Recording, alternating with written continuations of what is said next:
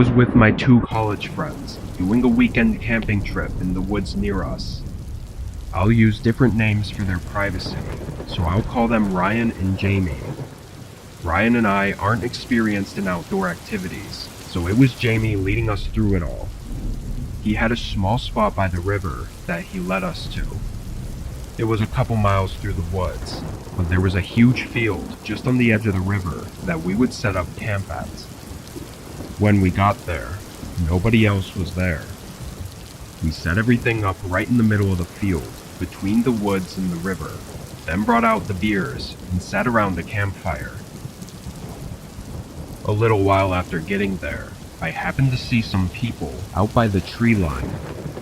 They looked like hunters, having dirty clothes and backpacks, like they were blending into the woods, but I didn't see any rifles. They were pretty far though, so maybe I just couldn't see them. I pointed them out to my friends, but Jamie had a puzzled look.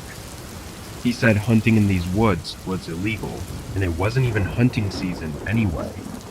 He seemed really concerned that they were out here. Ryan joked that he was taking it too seriously, and we went back to our random conversations. A few more hours later, we agreed to call it a night. The sun had been down for a while at this point, and the hike had really worn us out. We all went into our tents, but not being used to it, I found it really hard to fall asleep. Something about being out in the open, in a tiny tent, and laying on a thin blow-up mattress just had me feeling off. I must have laid there for a whole 2 hours, and at that point, I was just hoping I could at least get a few hours of sleep. But then something instantly made me wide awake. Footsteps coming toward our tents. At first I thought it had to be Ryan or Jamie, probably coming back from using the bathroom, but I swear I would have heard them unzipping their tent and walking out. Only a few seconds later though, I realized there were more than just one set of footsteps. There were 2 or 3, maybe even more, all walking in a line. I looked at the thin wall of my tent, thinking I should be able to see their lights coming toward us, but there weren't any lights at all. Surely whoever was out there had to have seen our tents set up in the middle of an open field, and nobody in their right mind would just walk past us like this. I didn't know what to do though. I just pretended to be asleep, quietly listening to them getting closer. The line of people came probably just a few feet from us, walking right past our tents. As soon as they were far enough away, I quietly unzipped my tent and looked out. Just when I did, Ryan unzipped his tent too.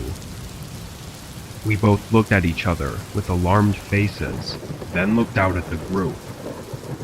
They were barely visible, but definitely still walking away. I slipped out of my tent and opened Jamie's, waking him up. Both of us explained what happened, and surprisingly, he seemed even more horrified than either of us, likely because he'd been camping plenty of times and knew how odd this was. We started packing up our stuff, feeling way too uneasy to stay the rest of the night. While packing, Jamie suddenly told us with a shaky voice to hurry. We looked up at him, then followed his gaze.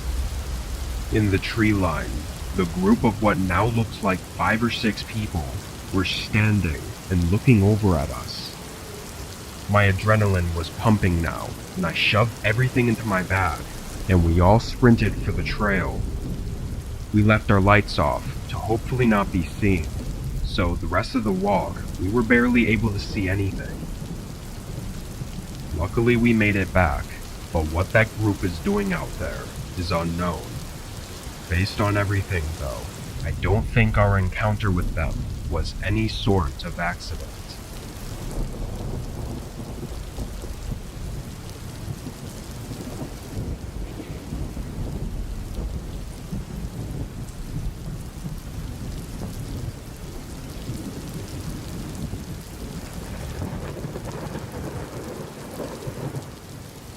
This was a long time ago, when I was 13. It was summer. I spent pretty much all day playing on my PS3 or watching whatever was on TV. Sometimes I'd go outside or hang with some friends, but it was raining this day, so I was hunkered down inside. My dad always worked until 10, and my mom was a nurse, so her schedule was all over the place. Most of this day, I was playing on the PS3, but around 7-ish, I went to the kitchen to make food. While I was in there, a knock came at the front door. I didn't really want to answer, and as a kid, I was always nervous when someone was at the door, so I waited a minute and tried to just be quiet until they left. After they knocked several more times though, I snuck over to the door and looked out the peephole to see if maybe it was a neighbor or someone else I knew. I was really confused though, and kind of alarmed to see a police officer. He was standing on our porch, looking around and waiting for me to answer, and now I felt like I had to. I opened the door. It was still cold and rainy outside, and the officer was drenched.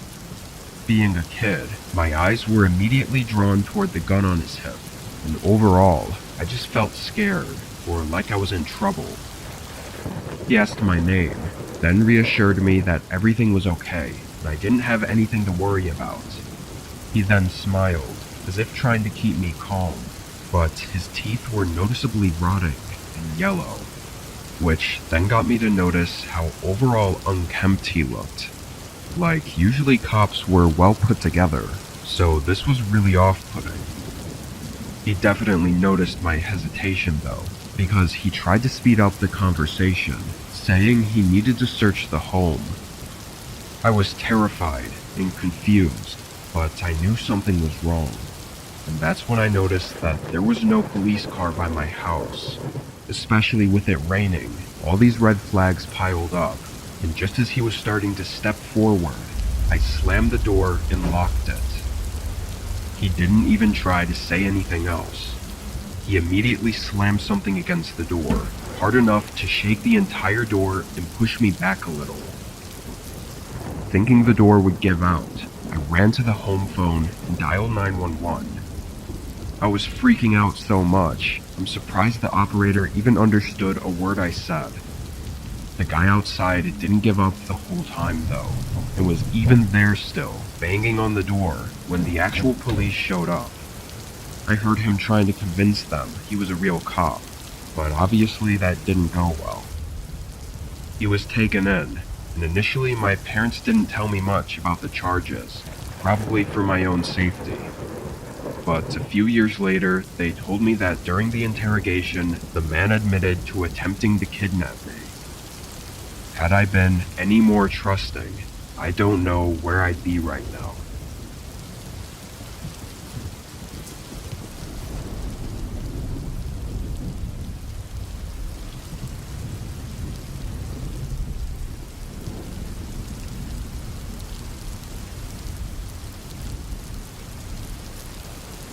I work at a gas station.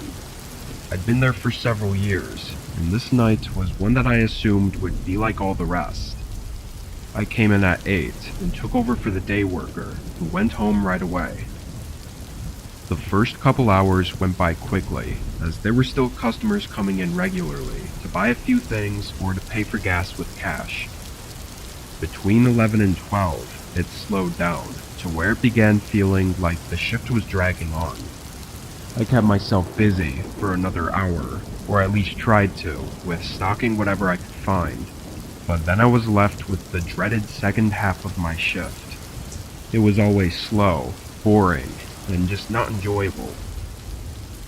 Around 1 though, a car pulled in and parked in the spaces by the entrance door.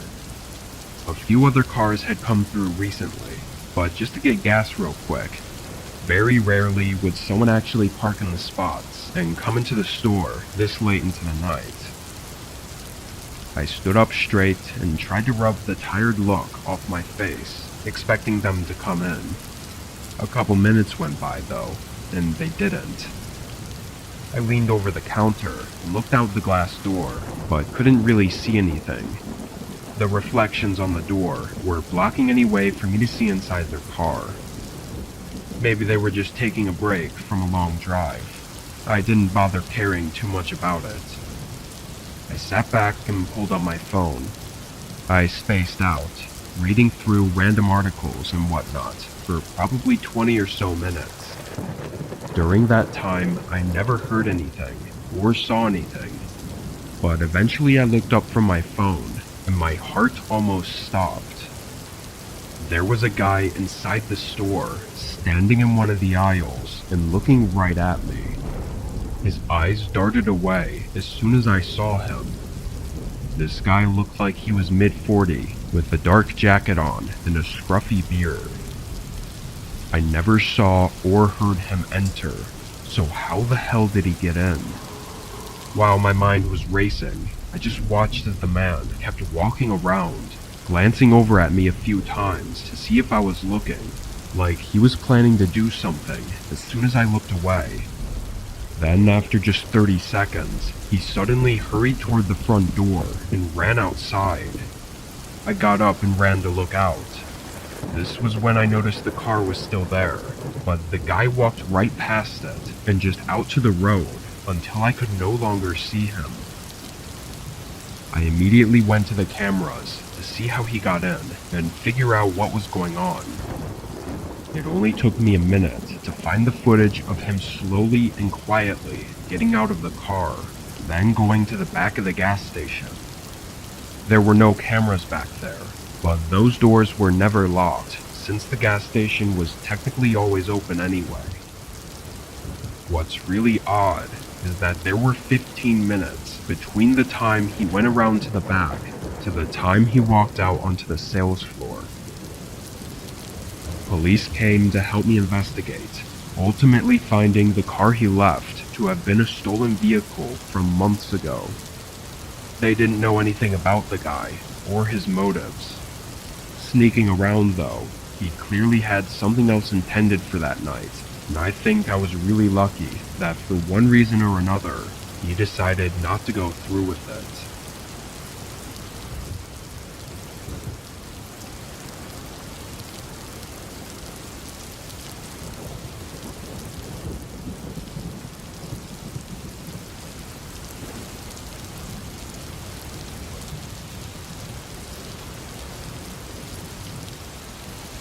I was off of work this night and relaxing at home. My roommate was out of town for a couple of days, visiting his parents, and I was somewhat of a night owl, so I enjoyed staying up late. It was around 12, and I was sipping on a beer while watching TV, when a faint sound came from above me. At first, I didn't even process it, like my body just ignored it. But after a few seconds, it kind of hit me as I realized it couldn't have been my roommate, like it usually would have been. I looked up at the ceiling and muted the TV to try and listen for it again. A few seconds went by, and there was nothing. The sound was so soft though, and with the TV being on when I heard it, I really had no idea what it could have been, or even where upstairs it came from. Although this sounds pretty dumb of me, I really didn't feel like getting up and wasn't worried enough about it to feel the need to check it out. I opened the mini fridge I had next to the couch and grabbed another beer, cracking it open and taking a few sips to get back to relaxing. But before I could even unmute the TV, I heard that same thump sound above me. I looked back up at the ceiling, and after a moment, I could hear subtle footsteps slowly walking in the room right above me. My whole body felt like it went numb. I got up from the couch and went over to the stairs. I stood at the bottom and could hear a thumping sound resonating through the hallway. I called out my roommate's name. I knew it couldn't be him, but I was just hoping that somehow it was. After there was no reply, I started scaling the stairs and flicked on the lights to the upstairs hallway. It was empty, but the door on the far end was open. It was to my roommate's room, but I was 100% certain that I'd closed it the day he left, and I never went in there since, so there should be no reason it was open right now. My heart was pounding as I walked through the hallway and looked inside the room. It looked the same as it did when he left. Everything was clean and nothing was out of place. I then went around and checked every room upstairs and still found nothing. I didn't sleep that night and spent the next couple days on edge as I waited for my roommate to get home. I never heard those sounds after that night, or had any doors randomly open like that. At this point, I don't know what the hell happened. Maybe someone found a way in and out without me knowing, or maybe it was something else. To this day, I still don't know.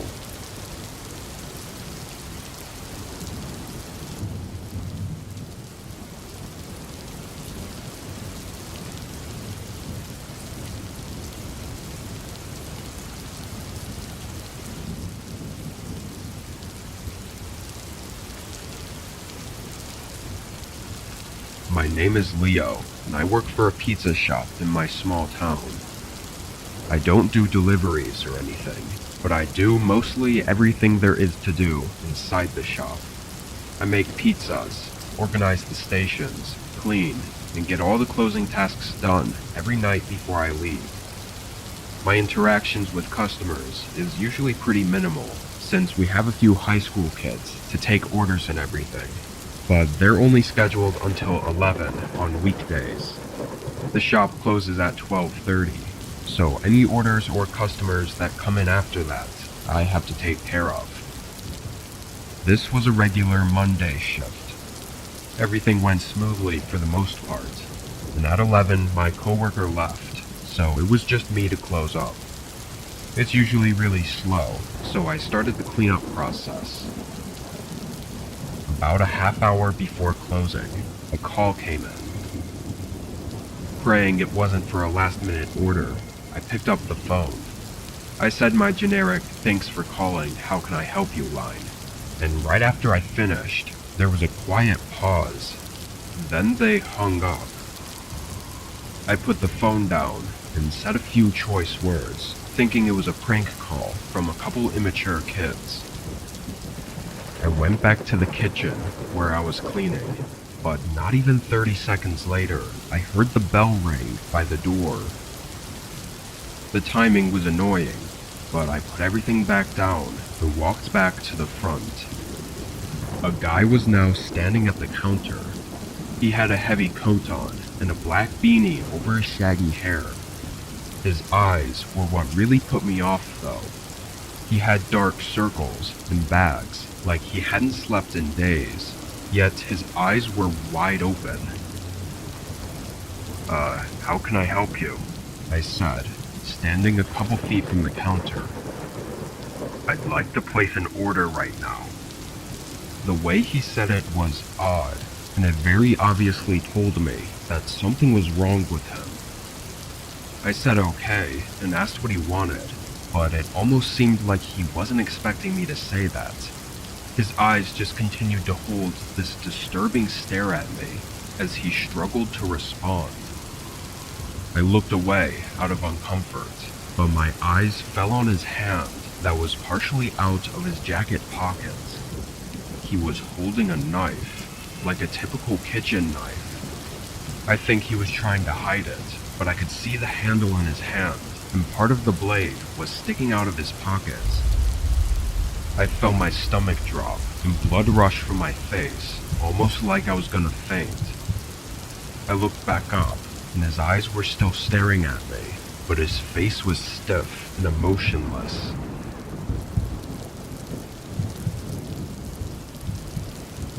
The sound of the door opening made both of us jump, and both of us looked over. It was some other random customer walking into the shop, and they immediately seemed to realize something was wrong. They stopped in place, stumbling over a few words, before the guy by the register suddenly walked past him and out the door. I used the phone to call 911 and tried to explain to the other customer what had happened. We also watched out the window as the guy got into his car and sped out of the parking lot. That was the last we saw of him, though. What I think happened was he parked outside the shop and watched in the window as he called us. Once he saw that it was me answering the phone, I guess he knew I was alone, so that's when he walked in. If not for the random customer walking inside in that moment, I don't know what would have happened. He was clearly insane and armed with a kitchen knife, so it couldn't have been good. Since then, I still haven't seen him come back, and I really hope I never do.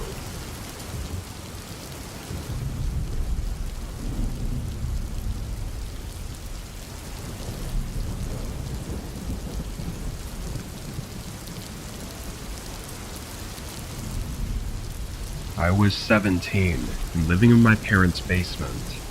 It wasn't a trashy basement or anything. It was probably similar to what would be considered an in-law suite. My parents traveled for work all the time, so I usually wouldn't be in the basement unless I was sleeping in the bedroom down there, or playing video games, or whatever. This was during one of my parents' work trips. I was alone for a whole week. This night was a Saturday, so I didn't have school, or really anything to do. I knew it was supposed to storm later in the day though, so before it was too late, I took my parents' car out to the store and got some food to make. While driving back, the storm rolled in. The roads weren't busy, thankfully, because even with the windshield wipers going at the fastest setting, it was still difficult to see. I pulled into the driveway and ran to the front door, getting inside and drying off. I then went straight to the kitchen and turned on the oven so I could make dinner. But almost right away, I heard something below me. It sounded like something falling over in the basement, like maybe a box or something. My first thought was that there might be a leak down there, and I got really worried about a possible flood, so I quickly went to the basement. I opened the door and flicked on the light, and as I walked down the steps, I didn't hear anything. No running water or any other sounds, and when I got to the bottom, everything looked okay. I walked through the main area, where I had a small couch and TV set up, and then I went to the storage room. This was the only unfinished part of the basement, where we just stored a bunch of boxes and stuff. I opened the door and looked in. At first, it all looked normal, and I was actually really confused at what I could have heard. All the boxes were stacked up still, and nothing was on the ground. But after a quick walkthrough, I noticed something really strange. One of the boxes sitting on top of the stack was open, and when I looked inside, everything was scattered all over the place. It was full of old trophies that my parents kept, and almost all of them were broken.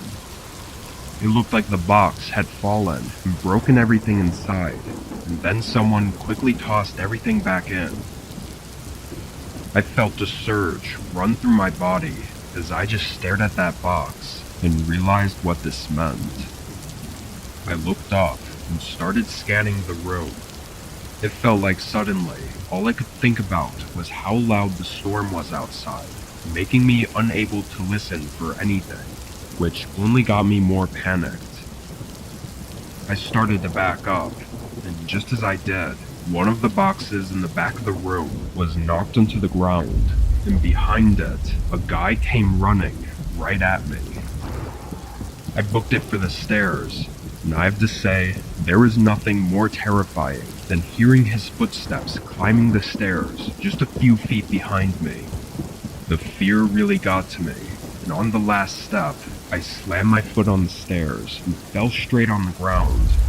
Every horrible scenario just rushed through my head in that moment, but when I turned around, the guy came up to the top of the staircase and immediately ran for the front door, running out of the house.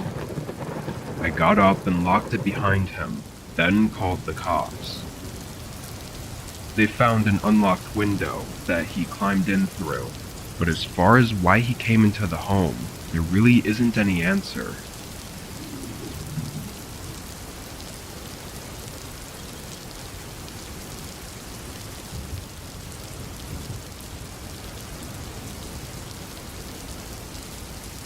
I was getting out of work late due to a recent security issue at our company that had everyone working overtime. I would usually take the train to and from work, but since I knew I'd be out past the train's running hours, I had to drive. It was nearly an hour to get home. As I was getting out of the city though, I saw that my gas was almost empty. I didn't remember it being this low before work, but I could have been too tired to have even noticed it. I knew there was a gas station by my house though, so I was just gonna fill it up there. But 10 minutes later, an alert came up on my dashboard that I was extremely low on fuel. It had gone down way more than it should have in such a short time, and within a minute, my car was stuttering and barely running. I pulled over, and just as I put it in park, the engine cut out. I tried to start it again, but it didn't budge. I was both worried and frustrated, like how the hell was this even happening? I took out my flashlight from the glove compartment and got out. The issue took less than 5 seconds to find. There was gas clearly leaking. I had no idea how this could even have happened, since everything was fine earlier. But before I could do much thinking, a truck pulled up behind me. Their headlights were off, and they parked unnervingly quickly, like there was no hesitation. I stood up and looked at their windshield, seeing a couple figures moving around in there. "I'm okay, guys. Don't need any help," I called out, but they didn't pay any attention. They kept moving around until one of the doors opened. A guy got out, while the other, or others, stayed in the truck. Ironically, he asked if I needed help as he started walking toward me. The way he said it was weird though, with a smirk and a strange tone to his voice. Again, I said I didn't need anything. He kept walking though, until he was right in front of me, standing uncomfortably close. "Why don't I give you a ride home? It's the least I could do," he said, giving a creepy, forced smile. I declined his offer and quickly got into my car. Disturbingly, he stood there for a while, like an entire minute, just looking at me through the window and not saying anything.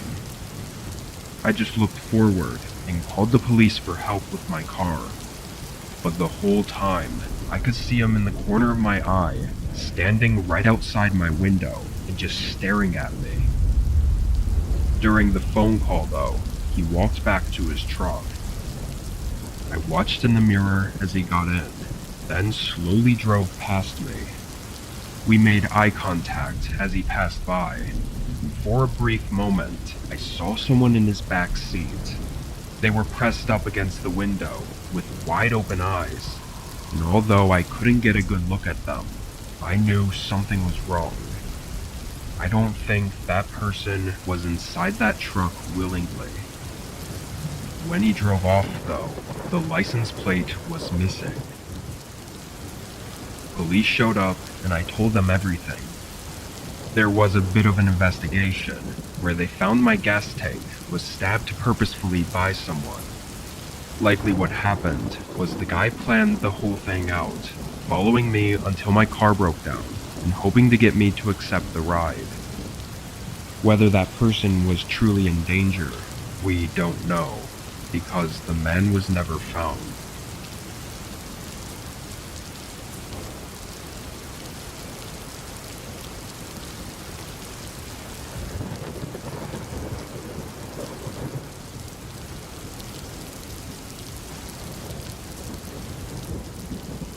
I was in Washington State, spending several days backpacking through the national parks.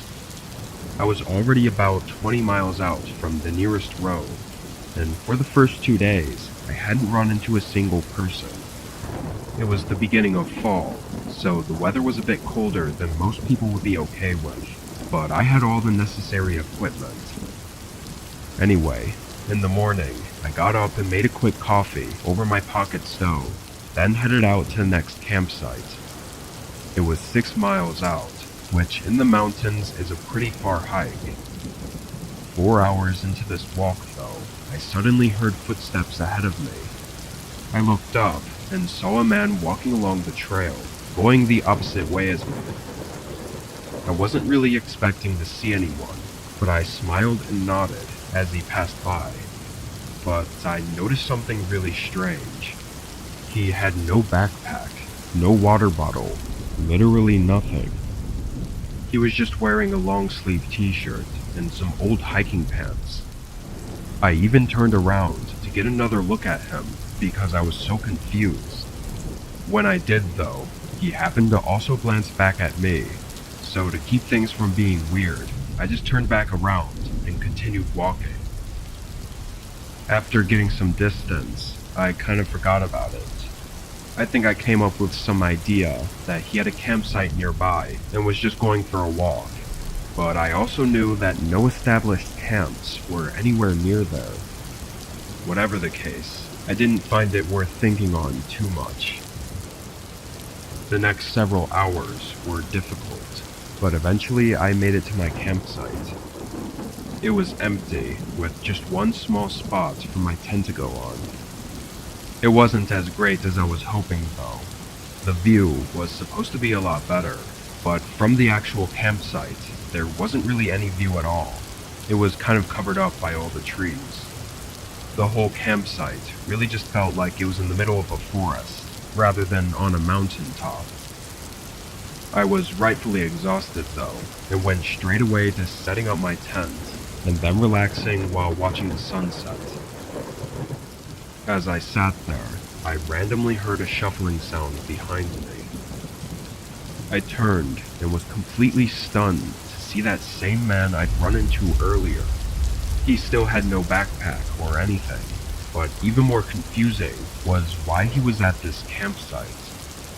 He was walking in the complete opposite direction when I last saw him, and for him to get here now, he must have turned around pretty soon after running into me.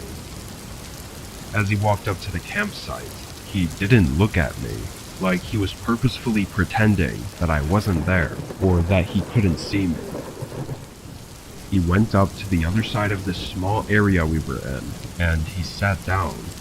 No tent, no sleeping bag, no anything. Just sitting on the dirt and looking out into the forest. He was only 15 or so feet from me, but with him looking away, I was able to get a much better look at him. The man looked like he was in his late 30s and had a short scruffy beard with short brown hair. I couldn't help but feel really uneasy. Nothing about this was natural, and as the sun continued to set, it only made me feel even more unsafe. Who was this guy, and what the hell was he doing 25 miles out in the forest with no shelter or food or water? About 30 minutes passed, and he still didn't move. I decided, though, that I couldn't stay there. I had nowhere else to really go, but I figured I just had to find some random spot and make sure he didn't follow me. I began taking down my tent and packing up, and it was only then that the man looked over at me, and once he did, he never looked away. Every time I looked at him, he was staring right at me. Once I got everything stashed in my backpack, I saw in the corner of my eye that the man stood up. I began walking as fast as I could, hearing his footsteps following close behind me. I clutched my small knife tightly in my hands, unsure what was going to happen. After a minute, I looked back a few times, seeing him still following, but getting further away. Then I took a risk.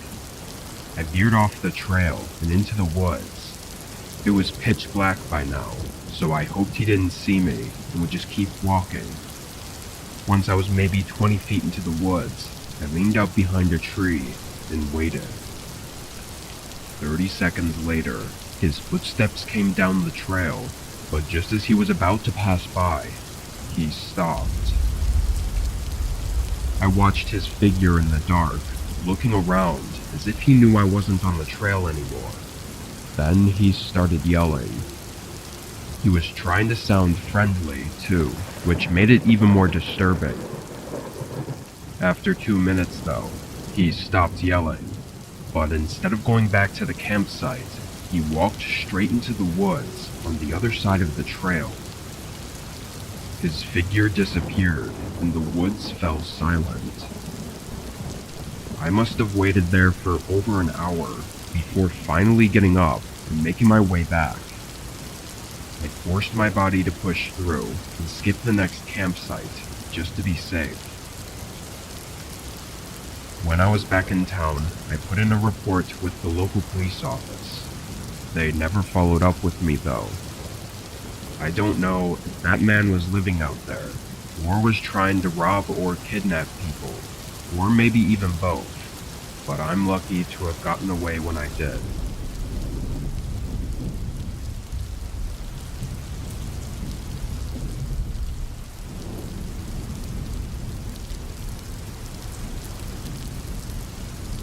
I was working my regular 2 to 10 closing shift at a small drive-through cafe.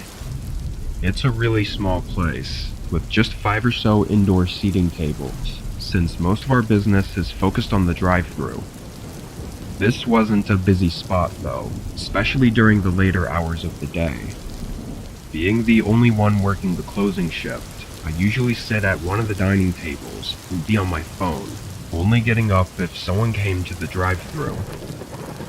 It was drizzling outside this night, so it was even less busy than it already would have been.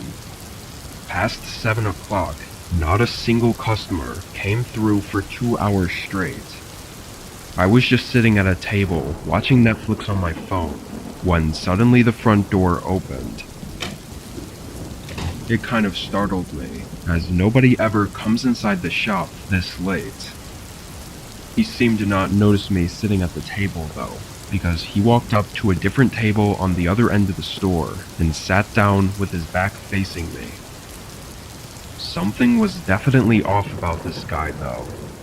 He was very tall and wearing really dark clothing, and although it was only drizzling outside, he was soaked. Water was dripping from all over his clothes and onto the floor, and that got me thinking about how he even got here. No cars had pulled in, so he must have walked. Anyway, I stood up and walked over to the table, greeting him and asking what he wanted. He didn't smile or say hi back to me. He just sat there with a blank look on his face.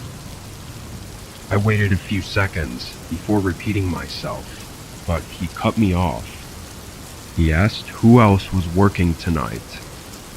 I was confused, but also slightly nervous about that question, but I still answered for some reason. It's just me, but we close in an hour. He then asked for a small coffee, so I walked back to the kitchen and started making it. I grabbed a cup and poured it in, then turned to go back to the table when I saw him standing in the doorway to the kitchen. Do you need something else? He didn't respond. Now facing directly at me, I could see that his eyes were bloodshot, but his face was still blank, like no emotion whatsoever. It made me really uneasy. Put the drink down and come with me. He was demanding it, and he looked ready to force me if I didn't. This guy was way bigger than me, so I really had no choice. I moved slow, trying to think of any way out of this as I followed him. As we left the store though, he grabbed the back collar of my shirt and pushed me across the parking lot toward the road. On the other side of this empty road was a completely wooded area with no buildings or houses, as far as I knew. And that's exactly where he was leading me. Just as we were about to cross the road though, a single car came out and rolled past us. As it did, the man stopped, which forced me to stop, and both of us stared at the car and realized what it was. A police officer, looking right back at us. I started screaming, and the guy immediately let go and sprinted across the road and into the woods. The officer pulled right into the parking lot and made sure I was okay, then called for backup. What's crazy is he wasn't even on his shift. He was actually heading home for the night and just happened to see us at the perfect time to save me. If he had even been 30 seconds earlier or later, I would have been dragged into those woods, unseen, and probably never made it out. Anyway, the cameras picked up some decent footage of him, but as of yet, still nothing has been found. I'll update if anything else happens, but I just hope he doesn't come back.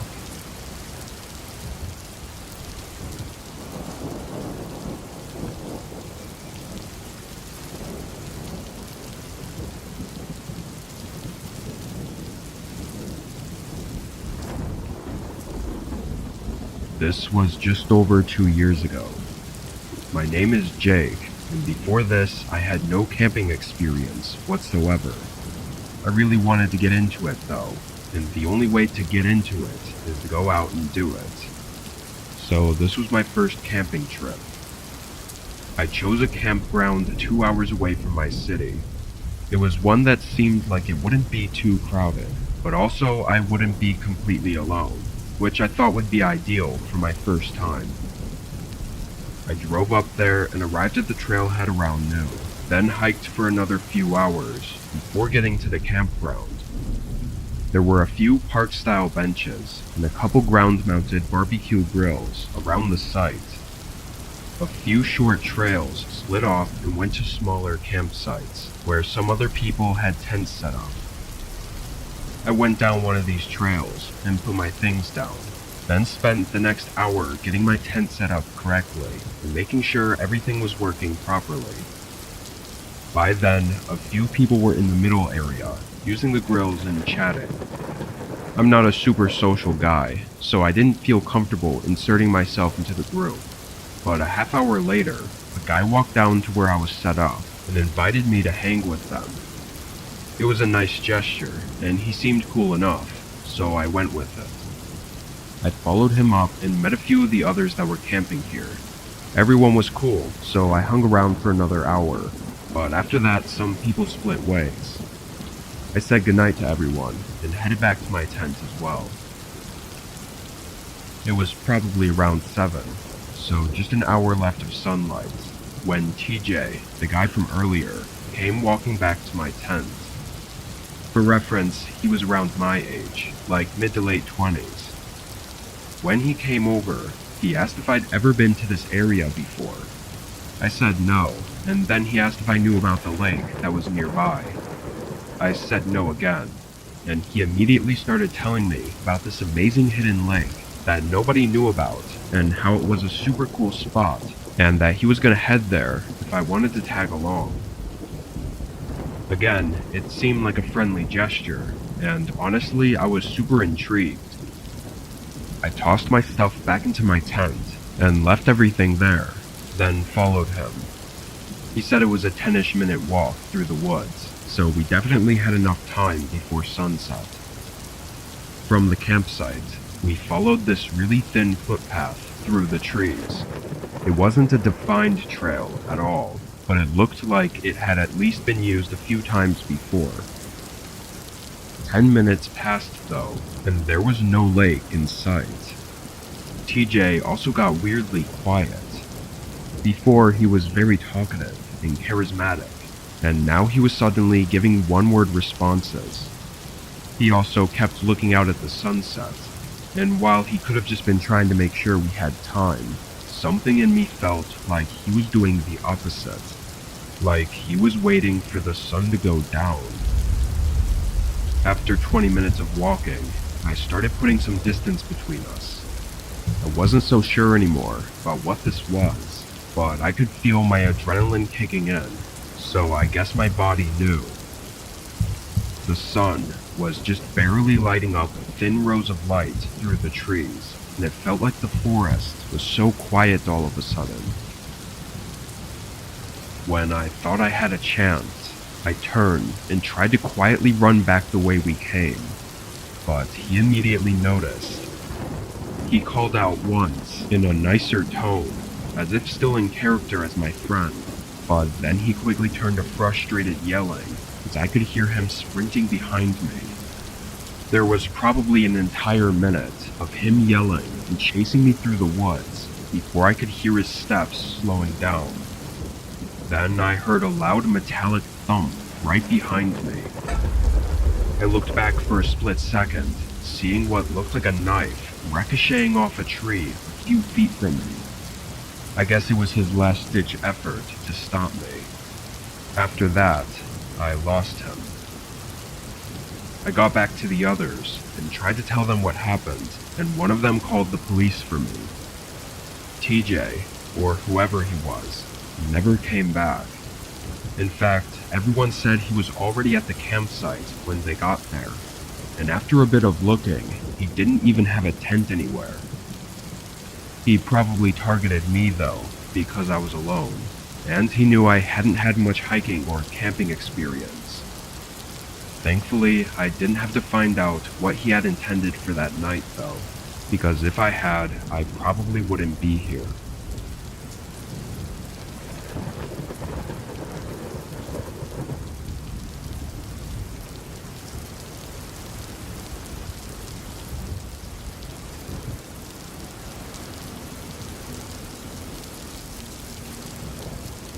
This was almost 2 years ago now. I was doing what I thought was going to be a regular vacation to where my parents live. I had rented an Airbnb for the first time, so I was really excited. The house was on a large plot of land that was very spacious and quiet. I lived in the city, so this was like luxury to me. I set everything in the room and pretty much left right away to see my family. I spent the whole afternoon with them, before heading back to the Airbnb and making a quick snack, then hopping on the couch to watch a movie for the night. It was like 10 or 11, so pretty late, but in the middle of the movie, I heard someone walking outside the house. There was no mistaking that sound, and it just completely threw me off guard. I paused the movie and got up, quickly walking to the back of the house, looking out the back door. It was obviously dark out, but the guy was walking away from the house, toward the trees that were behind it. What's really creepy is that I never heard his footsteps approaching. Like he must have already been standing by the house for a while before I heard him leave. Once he was out of sight, I opened the back door and stepped outside. The back patio was empty, but along the house, there were clear shoe prints in the grass. I followed them, leading up to one of the windows, and when I looked through it, there was a direct line of sight to the couch I was sitting on. I got chills just thinking about that man staring into the house at me without me knowing. I quickly went back inside and covered up all the windows. For the next half hour, I sat in the living room and continued the movie with the volume on low. That way I could focus on listening if he came back. I didn't hear anything though. Once the movie was finished, I knew I had to get to bed, so I went back up to the window to do one last look to make sure everything was okay. I moved the curtains and saw nothing, but heard footsteps sprinting away from right outside the window. I hesitated before looking out and seeing that same guy running into the tree line. I immediately got my phone and called the police.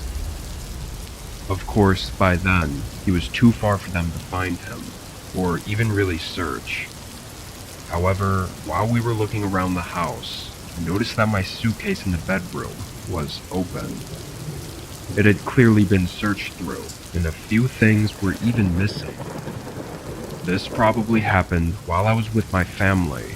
The guy could have even been still in the house when I came back, only to sneak out of a window before I saw him. Why he came back afterward is what really disturbs me though. If I hadn't caught him watching me, there's a chance I would have gone right to bed, with him waiting right outside the window.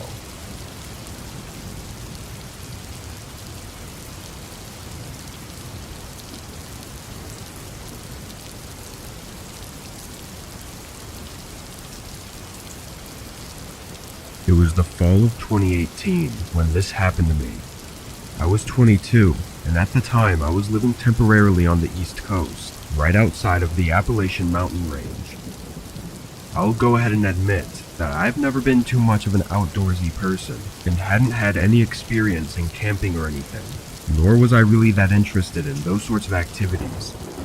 However, this was my last year living in probably the best place to do all those outdoor things. Plus, with it being mid-fall and the trees looking pretty, and the weather being nice, I figured this was my chance to try it out. I didn't want to go for a huge camping adventure or anything, so I found a simple hiking trail instead that had some good views of the mountains. I prepped a small backpack with water, snacks, and a first aid kit. No cars were there, though it was just a small dirt parking area, so I guess it wasn't as popular as I thought. I parked and started walking. It was calm, and it definitely didn't feel like a path a lot of people would take. It didn't have any noticeable recent shoe prints in the dirt. It was just a fairly small path, with trees on either side. As I got further in, the entire path became more densely covered in trees, enough to block out a lot of the sun and make the whole trail shaded. It was actually really nice and cooling, but not hearing or seeing anyone else became more of an unsettling thought the further out I got. Not in a creepy way, but just that I was entirely alone. It wasn't something I was used to. About an hour, or maybe even 2 hours down the trail, I was caught off guard by seeing a man ahead of me. He was sitting on the side, looking like he was just taking a break under one of the trees. As I passed him, I gave a friendly nod and said hi, to which he looked up at me and said nothing. He didn't smile or nod. He just looked at me for a few seconds, and then I looked away. I wasn't sure what to make of it. Maybe he didn't hear me, or maybe I caught him off guard as well, but the strange look, without even a slight smile, was not giving me a good feeling. I walked a bit faster for the next part of the trail, hoping to put some distance between us. After an hour, I slowed down and made it to the end, which was an overlook of the mountains. The fall colors on the trees made the view way better than it probably would have been any other time of the year, and overall, I was glad to have made the hike. I stared off into the distance for a few minutes, enjoying a view that I almost never got to see, but when I turned around to leave, my heart almost left my body when I saw the man from earlier standing right at the end of the trail. He was maybe 10 feet from me, and I never heard him walking up. After the initial scare, I realized how creepy it was that he was just standing there and not coming up to look out the overlook like a normal person would be doing. But then he did something even more odd. His face shifted as he smiled and said hi, asking me how the view was. "Yeah, it's really nice. You should take a look too," I responded, trying to be polite but still really confused. The man stepped closer, then pointed to my right and said there was an even better view down that trail. I looked over my shoulder to where he was pointing. There was a path, barely visible, going through the dense trees. It was rugged and undefined, not something that looked to be used very often. The man walked up to where the path started and stood at the entrance, telling me again about how great the view was and saying it was just a minute or two to walk there. I politely declined, but he continued to tell me about how great it was, to the point where it was obvious that he had to have other intentions than just wanting me to go there and see a nice view. I said I was okay and had to get home, then started to walk toward the main trail, but the man was quick to move his body in front of it. I stopped in place, now even more terrified and thinking of the possible intentions of this man, who was just a few feet from me in the middle of an empty forest. The man looked at me with a blank expression. I took a few steps, walking around him and just hoping that nothing escalated. And for some miraculous reason, it didn't. The man watched me as I made my way around him and down the trail. Every time I looked back, he was still watching me, not even trying to be discreet. Thankfully, he didn't follow, and I made it back to my car. I don't know what that man was trying to do, but it was almost surely not anything good. What was down that path likely was just a dead end, somewhere for him to lead me before doing whatever horrible thing he had in mind. I don't know why he didn't stop me from leaving either.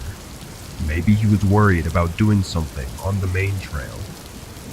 All I can say is that I'm lucky to have gotten out before something else happened.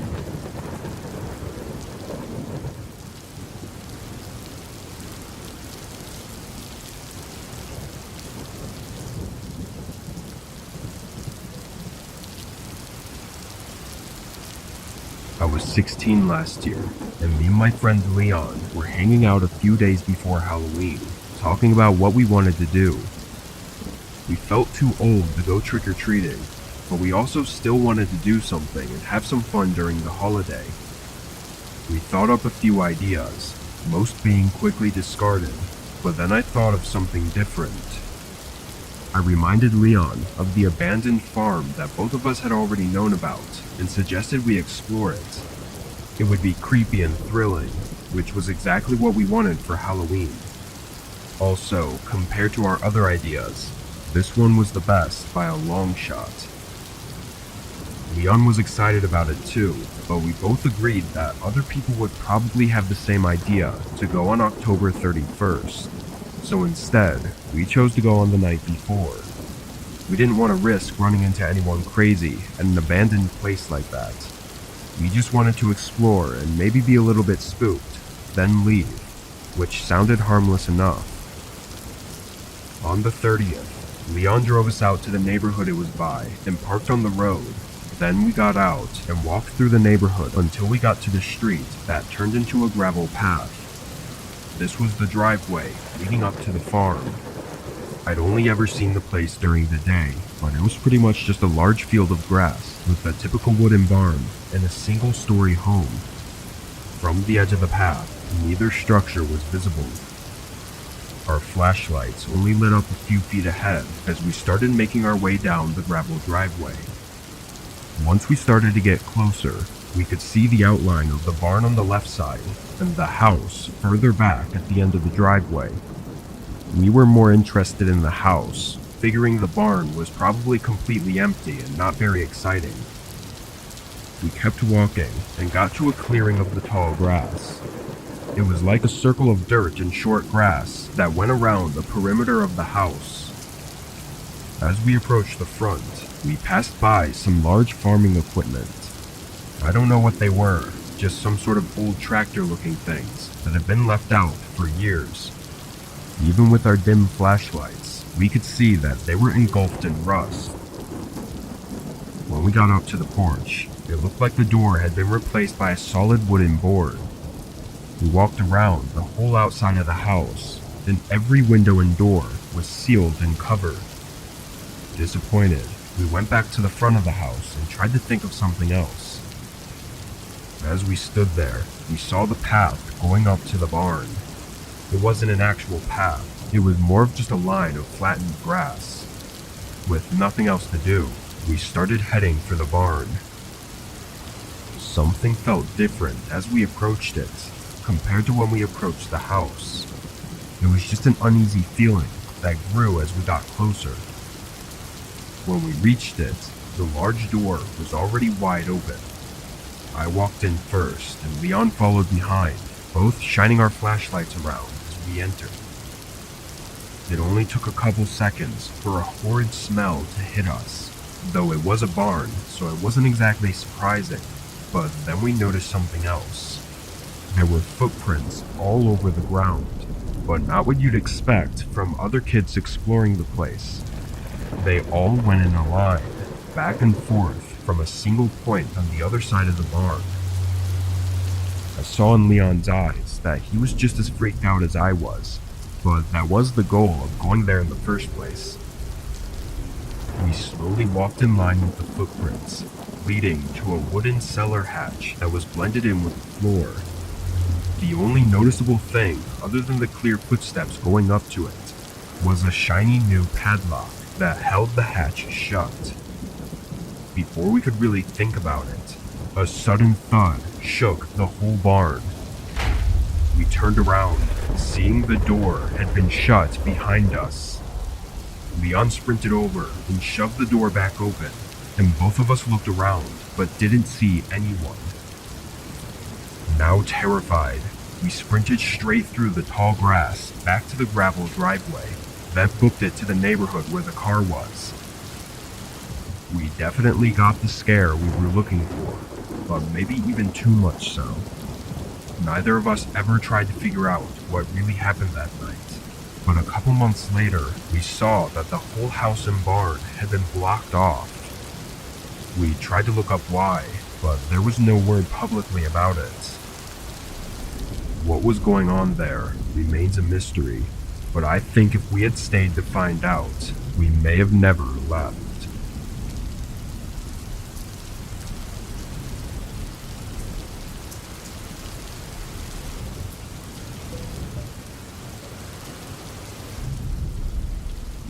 This happened last fall. It was toward the end of the season, closer to winter, and where I live it gets pretty cold, and even snows sometimes in October. I've been doing food delivery for the past 3 years and was working on this night. It was around 10 p.m. and lightly snowing outside.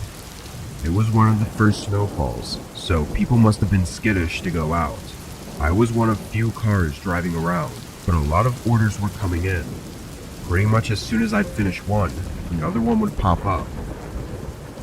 After driving around everywhere until almost 1 a.m., I took up one last order. The snow was starting to pick up, and I was just getting a little tired. I drove through the McDonald's that they'd ordered from and picked up the food, then set in the directions to the house.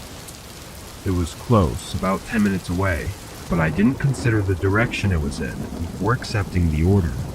It was opposite from where I lived, and I was already a good 25 minutes from home, so it was going to be a long drive home afterward. Annoyed at myself, I turned out of the parking lot and onto the road. The plow trucks still weren't out yet, probably because they weren't expecting this much downfall, but my SUV was usually good in the snow, so I wasn't that nervous. While I was driving, I noticed the road I was heading down was about to leave the main area of town. I checked the map again, and it said it was this way, but it was just a very unusual route. I didn't even know any houses were down there, because the only reason people take the road is to get to the highway that leads out of state. I went down for a few minutes, seeing only streetlights and trees, until I came up to the turn.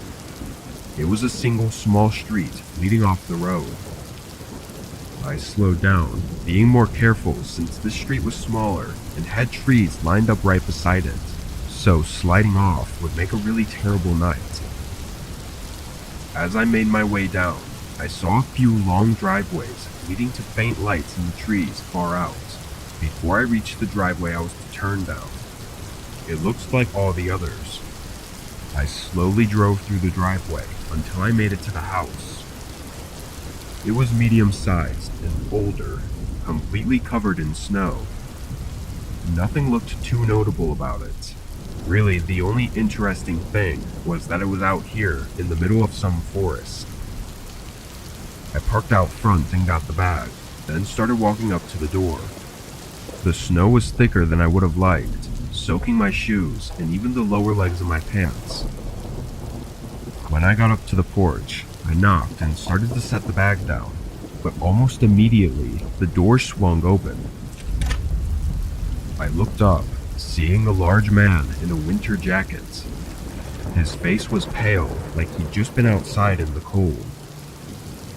"Hi, I got your order right here," I said, holding the bag up. After a moment, the man stepped back and opened the door wider. "You can set it down right over there." He lifted his arm and pointed toward what I assume was the kitchen. The way he said it made me feel like I had to, but I knew it was a horrible idea to go in there. I looked at the man's hands, seeing he wasn't holding anything, so it really didn't make any sense for me to do anything other than hand him the bag. "Sorry, but I really have to get going," I said nervously, holding the bag up again. The man's face dropped into a frown, then he suddenly slammed the door shut. Still holding the bag up, and just a bit shocked by what was happening, I set it down on the porch and quickly started walking back to my car. But just as I got past the front yard, I heard something from behind me. I turned around, realizing it was from somewhere on the other side of the house. It could have been a back door or something, but was too muffled to hear clearly. Getting creeped out, I walked quicker and got in my car. I switched it on, and right as I looked up, I saw the man coming around the side of his house and making his way quickly over to my car. He had something in his hands. It almost looked like rope, but there was something else that I wasn't able to make out. I suddenly felt my heartbeat spike and adrenaline take over my body. I started going in reverse, trying my hardest to go quick while also not getting stuck in the snow. The man got close, probably just a few feet away, before my car was able to grip the road and start picking up some speed. I backed up through the whole driveway, seeing the man eventually stop and watch, slowly fading into the dark as I backed up into the street. I don't know what he was doing. Honestly, the whole thing was just terrifying and confusing, enough to make me not even want to think about it. I still do food deliveries, but I'm far more cautious, and most of the time, I don't even knock on the doors anymore. I just drop the food on the porch and leave. Had I stayed any longer that night, or had entered the house, who knows what would have happened to me.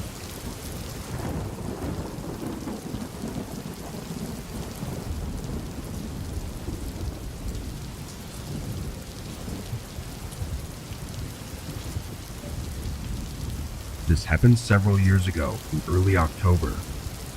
I had 2 weeks off work and had taken a trip down to a cabin in the hills outside of my city. It was an Airbnb that was far out, which was perfect because I wanted to spend a few days camping as well. I drove 2 hours to the cabin and got there in the afternoon. It was really nice and quiet. No other cabins or buildings were in sight. It was just the woods going all around. I set my things inside and looked through the rooms, but it was nothing special. It had a very cozy, old-fashioned feel to it. Not something I was a huge fan of, but it was a nice change of environment for a vacation. The rest of that night and the following few days went by with nothing of interest. I spent my time relaxing, sitting outside in the cold fall weather for most of the days, and spending the nights inside by the fireplace. It was on the 5th day, though, that I set out with my camping gear. I wasn't sure how long exactly I was going to camp for, but planned for 2 to 3 nights. There were a couple trails nearby that I was aware of from planning ahead, but only one of them actually connected to the cabin. To keep things simple, I chose to just take that one so I could leave straight from the cabin and not have to drive anywhere. I walked for at least 3 or 4 hours before I found a spot I was happy with. This was the only clearing I'd found, aside from the trail itself, but something would just feel uncomfortable about camping directly on the path. It was closing in on nighttime already, so I got my tent up and started a fire. As it got darker, I put on my heavy sweater and jacket, with the cold really starting to come in. I sat out by the fire for an hour, eating up a quick meal and waiting for myself to get more sleepy. But at some point, while I was sitting there, my eyes caught sight of something. A figure walking out in the woods. I watched as they walked through the dark, no flashlight or anything, and disappeared in the distance. The only light in the woods was my campfire, aside from the dim moonlight, so whoever was out there had to have seen me. It was so strange the way they were walking though, just being out here in the woods with no light and not even following the trail. It made me feel really unnerved, enough to think about taking the long walk back to the cabin, but I knew it wasn't safe to go out this late into the night. I stayed on watch for a half hour, checking everywhere, but not seeing any more signs of the person. After a while, I started getting tired, so I flattened the fire and let it burn out. But just as the glow faded into ashes, I heard footsteps coming from the left of the campsite. My eyes widened, looking into the woods and trying to force my eyes to adjust to the dark, but all I could see was a few feet ahead. The footsteps got louder, coming toward the campsite, getting close enough for me to think that they had to be just outside of my sight. But then they walked slightly off, staying in the dark and passing by, then continuing to walk away. They never stopped or did anything to show that they acknowledged that I was there, but the chances of them being out here at the exact place I was just impossible to be a coincidence. Once the footsteps were gone, I took out my flashlight and disassembled my tent, packing my things and going back to the trail. It wasn't ideal, but I could sense that something was off about whatever was going on. I walked quickly, keeping my flashlight on the trail and trying to keep myself calm. The woods were so quiet though, just adding to the eeriness of the situation I'd found myself in. Although I had my doubts, I made it back to the cabin. It was still well into the night, and after walking so much that day, on no sleep, I passed out on the couch just minutes after getting inside. My mind was so foggy, I wasn't even really thinking about the person in the woods anymore. Being a 4-hour walk from where I'd seen them, I didn't feel I really had reason to be scared anymore. As I was passed out though, I groggily woke up to a strange sound. Something on the other side of the cabin, like wood scraping against the walls. My eyes shot open and I whipped my head around and faced the back of the room, seeing the window slowly being pushed open by a man outside. His eyes immediately shifted onto me as I stood up. Then he dropped the window and ran away. By the time I gotten over, he was well into the cover of the woods. I got everything together and left the cabin, driving to a hotel in a nearby town. Obviously, I don't know who that man was, or what he was doing out there. Clearly, he'd followed me though, and tried to get inside the cabin while I was sleeping. If he had, there's no saying what would have happened.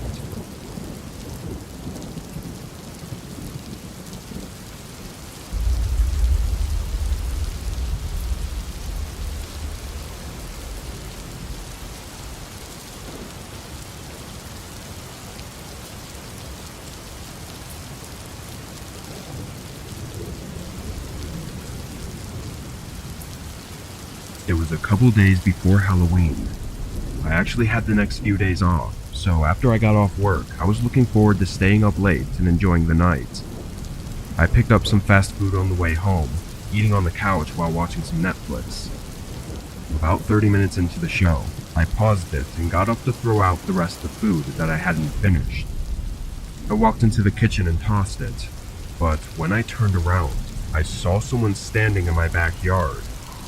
They were just looking at my house, not really doing anything else. For context, my backyard was small, but fenced in, so there was no way he just stumbled through while taking a shortcut or something. I flipped on the back porch light and slid the door open. Hey, what are you doing? I yelled at them. With the porch light now on, I could see their face. They were young, probably in their 20s, but had really tired and, for lack of a better word, creepy eyes. They didn't respond to me, so I called out again. You need to leave. This is my property. The guy looked over at me, then casually started walking toward the gates. I made sure they left, going to my front window and watched them walk down the street. Once he had left, I just took a moment to think about what was going on. It was such an odd thing. Why was he even standing in my backyard to begin with? He was just staring at my house for seemingly no reason. I even went as far as to go out into my backyard and stand in the same place he was, looking up at my house to see what he could have been looking at, but there really wasn't anything. I went back inside and tried to forget it. I didn't really know what else to do. I poured myself a drink and sat back down, playing the show. I'd finished the episode and just started the next one, so maybe 20 minutes had gone by before I heard a few subtle footsteps running in my backyard, followed by a thud against my house. I stood up and ran to the kitchen, seeing that same guy, now against my back door. He was pushing his body against it and aggressively trying to pull it open. I grabbed the handle just in case he somehow got through the lock, but seeing the rage in his eyes close up was horrifying. I backed away and got my phone, calling the police as I stood in the kitchen and watched this guy continue trying to get in. But then, he just stopped. He stared at me through the glass door, breathing heavily and still having that crazed look in his eyes. Then he walked back to the gate, but this time he didn't walk away. He stayed somewhere on the side of the house, like he was hiding. I constantly went back and forth from all the windows, waiting for the police to arrive and hoping the guy didn't try anything else. 5 minutes went by with no sounds or movement before a police car showed up. Right away, I heard footsteps running from the side of the house, but not away from the house. They ran back up to the door, trying to force it open again. They chose to attempt breaking in again, rather than taking their chances running away. Obviously, police were able to get him in the act, and after a quick struggle, they got him cuffed and into the car. When questioned, it was very apparent that the guy was under the influence of something heavy, and it was later confirmed with some tests. Despite questioning him that night, and in the following days when he was sober, the man never gave actual reasons for his actions. I'm unsure how to feel about it. Part of me sees it as just some crazy guy that had no reason, so why worry about it?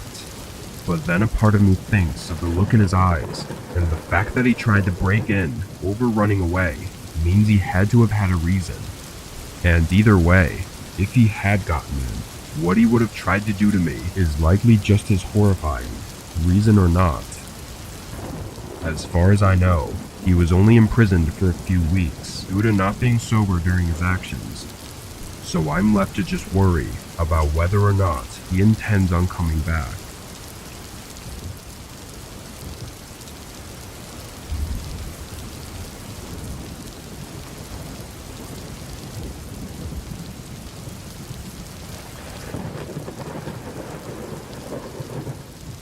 Years ago, I lived with my younger brother on the East Coast. For the most part though, we didn't really go out much. I mean, we'd hang out with friends a lot and get food or whatever, but we never really went out and did anything interesting. I started to look up things to do, and one of the most common suggestions was camping because we were right along the Appalachians. I told my brother, but he didn't seem very interested. A couple days later, I went out and bought a few things, like a small tent and some safety tools, then packed up one of my old backpacks and drove out to a nearby trail. Yes, I was really inexperienced, and going camping alone was not a good idea, but I'd only planned to be out for one night, so I figured even if there was a problem, it wouldn't be so bad. After an hour of driving, I got to the trail. No other cars were parked, and I didn't see any other people. I got out and put on my backpack, then walked to the trailhead. It was thin and not a really well-made path, but was good enough. I don't think it was a popular trail. I just found it by scrolling through a huge list and choosing one that wasn't too long. As I hiked down though, it became more and more clear how little used this trail was.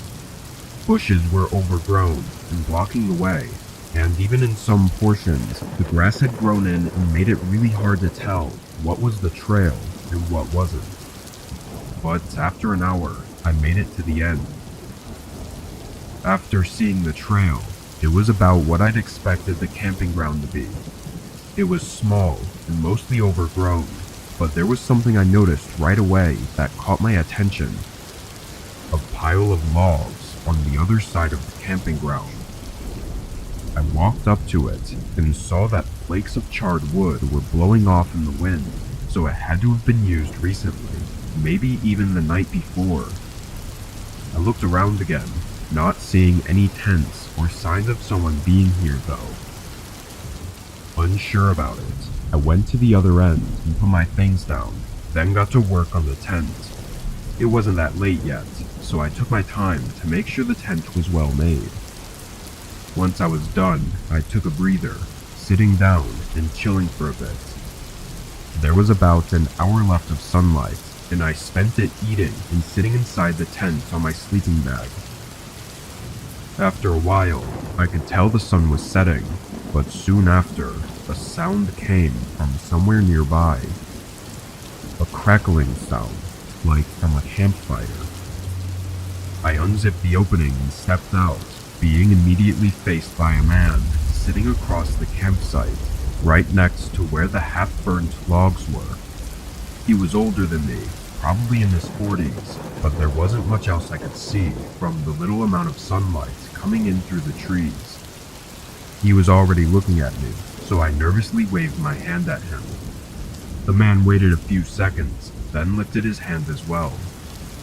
I went around to the back of my tent and got a pile of sticks, then made a small campfire. It only took a few minutes before it was mostly dark out. There was only the light from my campfire and the man's campfire on the other side. I kept looking over, trying to see if he had a tent or a backpack or something, but all I could see was him. Every time I looked, I only got more weirded out and uneasy. Where did he even come from? My tent was set up right next to the trail, so I would have heard him walk up unless he came from the other side, which was just empty woods.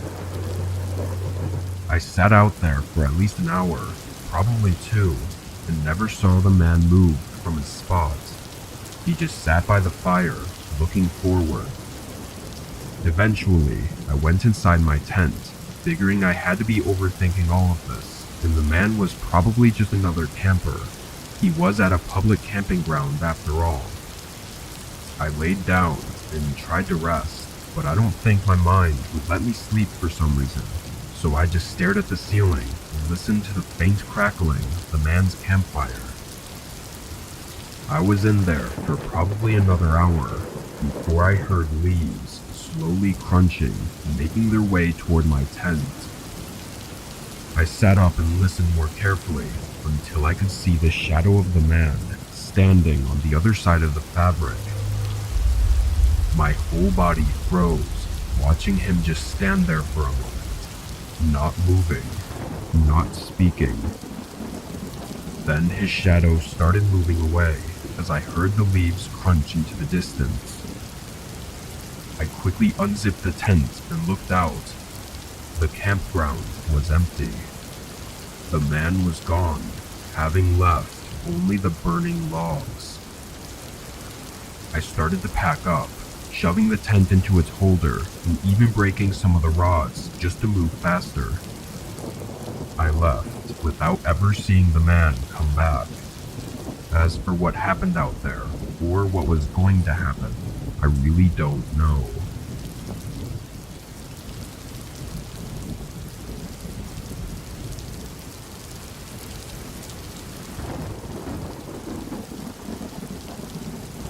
Not more than a week or two ago, I hiked out on a long trail in dense woods behind my town.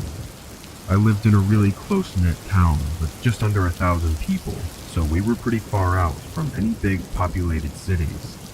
The woods on the outskirts were very flat, no mountains or hills, but had a few ponds and some small rivers running through the middle. I was heading to one of these rivers. I'd been there before a few times, though I'd never had the chance to camp there until this day.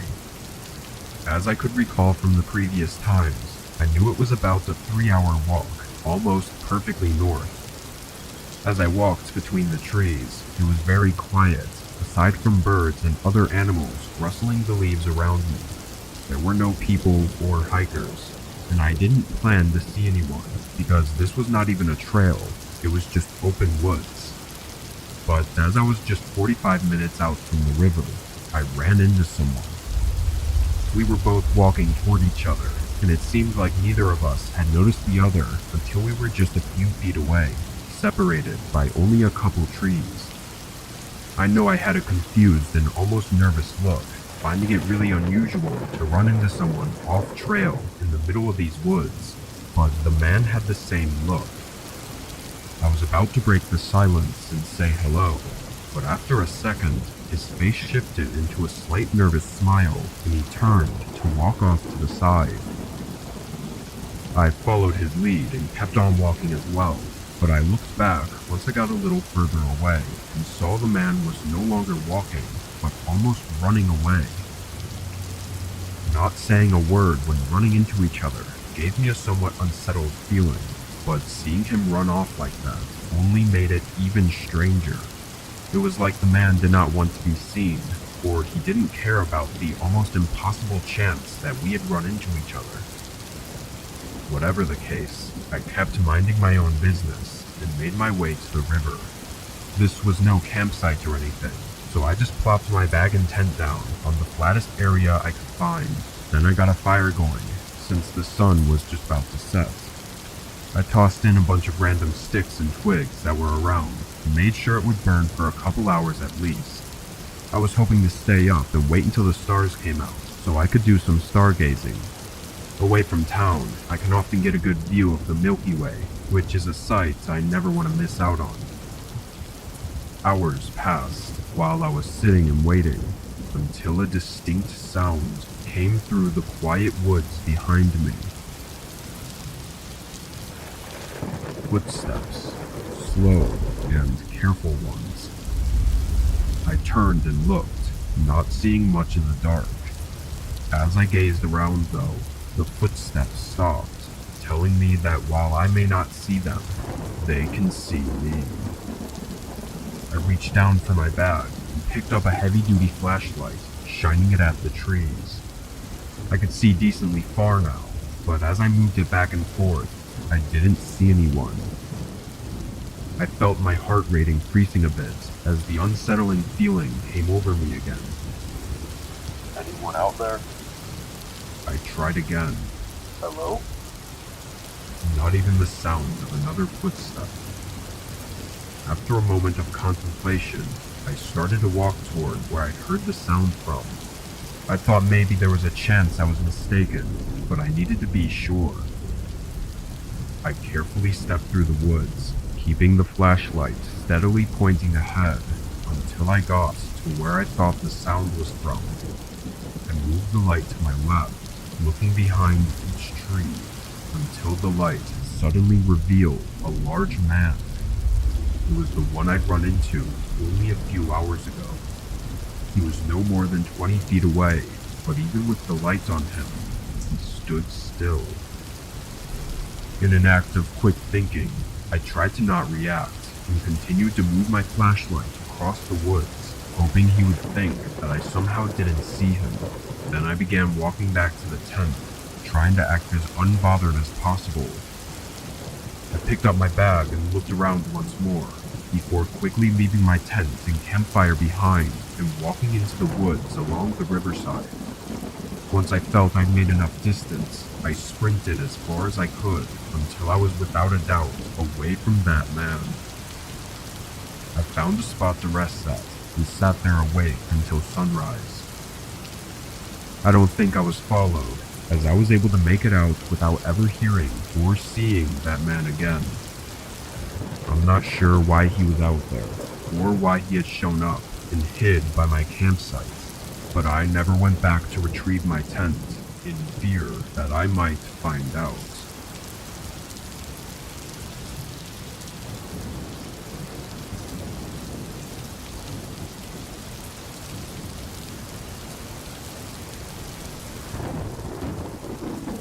I was delivering a truckload to a company on the far west coast, coming from the east coast. The route across the country is one I've taken many times before, being a truck driver for almost 20 years. It's always the same every time I make one of these drives. Same roads, same truck stops, and same everything. Over these 20 years though, I've never really had anything crazy happen. I've had a few odd scenarios, but they've never amounted to anything. So when I was driving this route again, I had no worries in my mind. It was just another day on the job. About 20 hours into the route, a storm started coming over and slowing down my driving. It was late too, so by then I was already looking for the next truck stop to sleep at. As I drove though, a very sudden light appeared behind me. The road I was on was flat and straight, so I would have seen them coming in my mirror, but it was all of a sudden that they were right behind me. Maybe they had just turned on their lights or something. I didn't know, but they very quickly came right up to the back. I kept my eyes on them until they got so close that they were completely covered by the trailer. All I could see were their headlights reflecting off the back. But then their lights shut off. I maintained my speed and kept looking back at my mirrors, trying to see if they were still behind me, but I had no way to know. For someone to turn off their lights in the middle of a heavy storm was insane though, and to be tailing behind me so close was just as insane. Thankfully, the sign showed a truck stop was only 5 miles ahead, so at least I knew I was close to getting away from whatever this was. I didn't want to jump to conclusions based on just some weird behavior, but as a trucker, it's hard not to think about the possibility of it being an attempted robbery, especially when alone on the road at night. For the rest of the 5 miles, I saw no signs of them behind me. I was still on edge because I couldn't really see anything anyway, but I started feeling less worried as I was coming in on the truck stop. I pulled in, trying to check my mirrors to see if they followed, but with the rain and lack of lighting, it was really too hard to tell. The truck stop was mostly empty though, aside from a few trucks at the gas pumps. I pulled off to the side and parked in the middle of the lot. After waiting a minute and getting some of my stuff organized, I opened the truck door and leaned my head out, looking along the side of the trailer. I was drenched from the rain in just a matter of seconds, but from what I could tell, there was no car behind me. I closed the door and finally felt a bit of relief, grabbing my pillow and blanket from the passenger side. I locked the doors, turned off the truck, and tried to get some shut-eye. The rain pounding on the metal roof made it easy to fall asleep, blocking out any possible sounds coming from other trucks pulling in and out. When I woke up though, I felt I had only been asleep for a few minutes. I looked around, seeing it was still dark out, and the storm was the same, if not worse. But before I could check my mirrors, a loud thump shook the truck. My eyes opened wider. I reached for the door handle and opened it, looking out at the back of the trailer. Through the rain, I could barely see the outline of a car with its headlights on, and 2 men moving around in front of it. Terrified, I hesitated to step out and confront them, and as I sat there in that moment of hesitation, the door suddenly slammed against my body, shoving me back further into the driver's seat. Another man stood outside, yelling at me to stay where I was, then slamming the door again. His right hand was shoved in his hoodie, and with two other men behind the truck, I was in no position to try anything.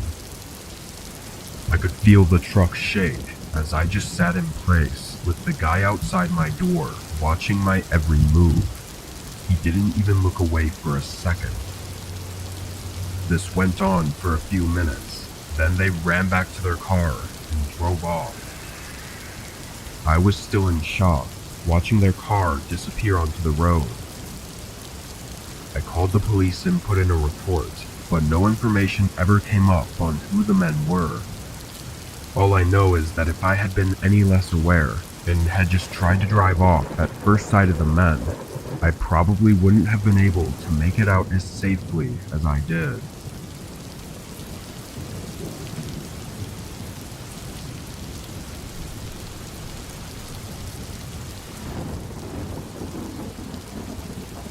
It was a typical Friday after my college classes were out, and I was spending the night doing DoorDash. This was my regular routine, dashing on the weekends to help me pay for all my living expenses while on campus. The night started well, getting a lot of orders done and making a good amount, and then it hit a stalemate after the big dinner rush. Very few orders were showing up, and the ones that did, they were very low paying, basically waste of time orders. But then after an hour of aimlessly driving around, an order came through that wasn't too bad. It was 8 miles away, but the payment was well worth it. It was nothing absurd, but enough to make it not a ripoff like a lot of the other ones were. I accepted the order and ran into the restaurant to grab the bag, then hopped in my car and started driving. The map said it would take 30 minutes, which I think was the longest of any orders I'd done up until this point. Most of the houses were right around campus, because any further than 15 to 20 minutes out, it becomes pretty much just bare fields of grass. As I got to that 20-minute mark, it became just that. Very few houses, mostly sitting far out in fields of crops, and nothing else. The rest of the 10-minute drive was on this empty road going along these farms. Then I made it to the house. There was a dirt driveway connecting to the road, leading through a large field, and in the far back was a small house. Driving through the field felt very eerie. Even though I'm not one to get nervous without reason, this felt different. As I got further out from the road, the only sound was the low rumbling of my car in the dirt. I parked out front and got the bag ready, then left the car on as I stepped out. The night was quiet, and the house was dark, having only the porch light on to illuminate the outside. I walked through the unkempt grass and up to the porch, knocking on the door. As I waited, I looked back at my car, sitting in the dark, with the field of pitch black behind it. A moment went by, then I knocked again, but there was no response, not even the sound of anyone inside. It didn't take long for me to realize the strangeness of the situation, seeing no lights on in the windows and noticing how decayed the house looked up close. The only thing that made me think it couldn't be abandoned was that I had an order for this address, and the porch light was on. I looked at the light, thinking, why would that be the only light? But by some odd chance, I happened to recognize the top portion of the casing having a cheap solar battery. It was just an automatic light that charges during the day and turns on in the evening, meaning nobody had to be here to turn it on. Just as I was piecing this all together though, I heard a rumbling sound behind me. I turned, seeing a car driving down the dirt path and coming up right behind my car. I stood there and stared at their headlights until a man stepped out. I yelled from the porch, asking if this was his order, but he didn't reply. He just stood right next to his car and didn't move, or speak. I felt my adrenaline spike as I began realizing how horrible the situation likely was. The silence of the night only reminded me that there was nobody here to help. I was stuck in the middle of a field between an empty house and a stranger. In a split-second instinctual reaction, I dropped the bag and sprinted off the porch, running behind the house and straight into the field of grass. I looked back, seeing the man coming up behind me. Frantically, I continued running, and the further out I got, the thicker and taller the grass became, until it was covering all views of direction. By then, I knew the guy had no chance of following me. I slowed down, catching my breath as I carefully moved through the crops and tried to be quiet in case the man was still trying to find me. Eventually, I made it to someone else's yard, and from there I got to a road where I had enough signal to call for help. Police picked me up and went to check on my car, but of course, the man was gone by then. I was surprised though, because my car hadn't been looted, and the bag of food was still on the porch of the abandoned house. But that could only mean that the man had other intentions, likely far worse than just robbing me.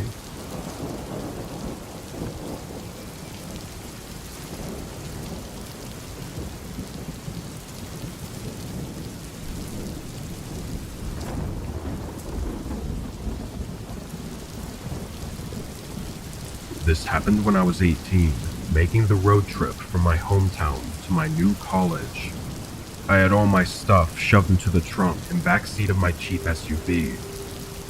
This was not only my first long road trip alone, but was also going to be my first time being away from my family for an extended amount of time, so my nerves were reasonably high.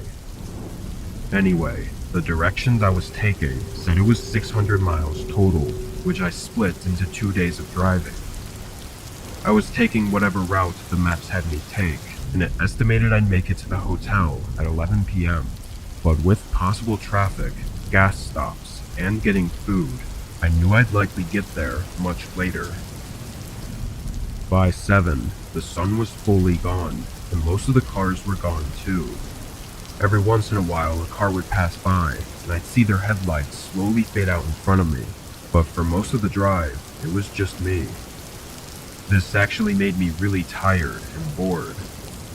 Around 10, I decided I'd stop at the next gas station before making the final stretch of the drive.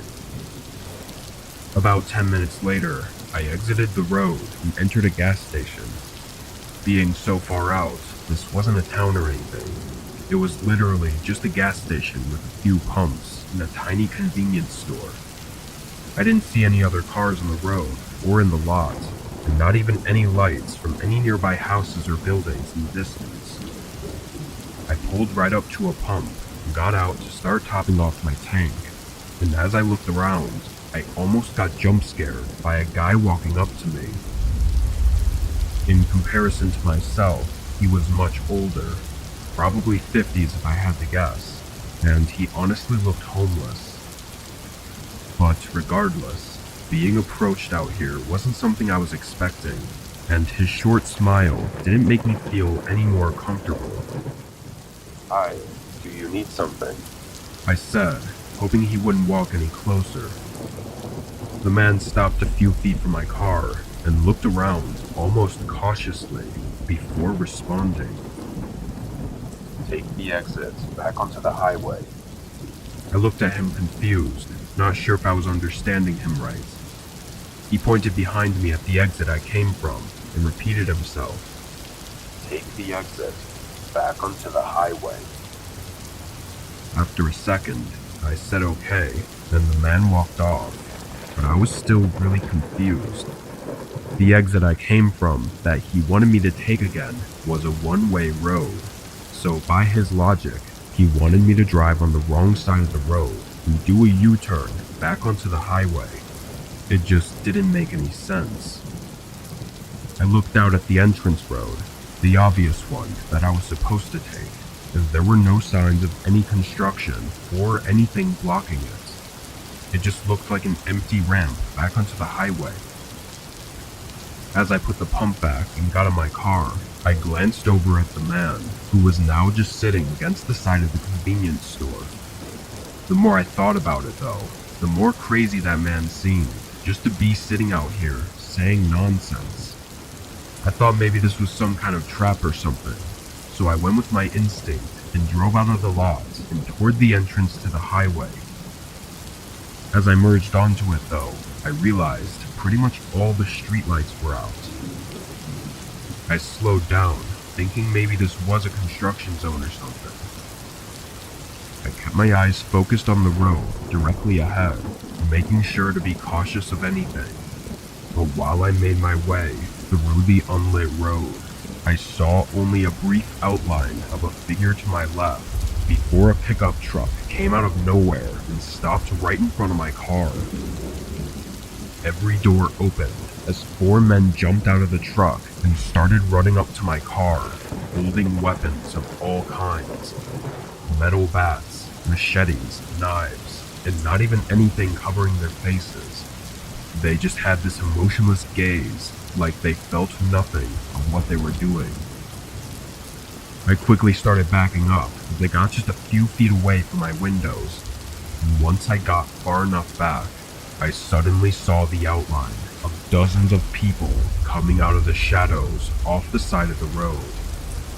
A few even tried chasing my car as I frantically reversed out of there. As soon as I could, I turned around and sped off. I called 911 once I felt I was safe, but for some reason, I never got a call back. No update on it at all, almost like they didn't even check on it. Ironically though, it was the creepy old guy at the gas station that tried to prevent me from even getting caught up in that mess.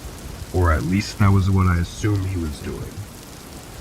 Either way, I was incredibly lucky to get out of that with my life, as I have no idea what that was or what they were all planning to do.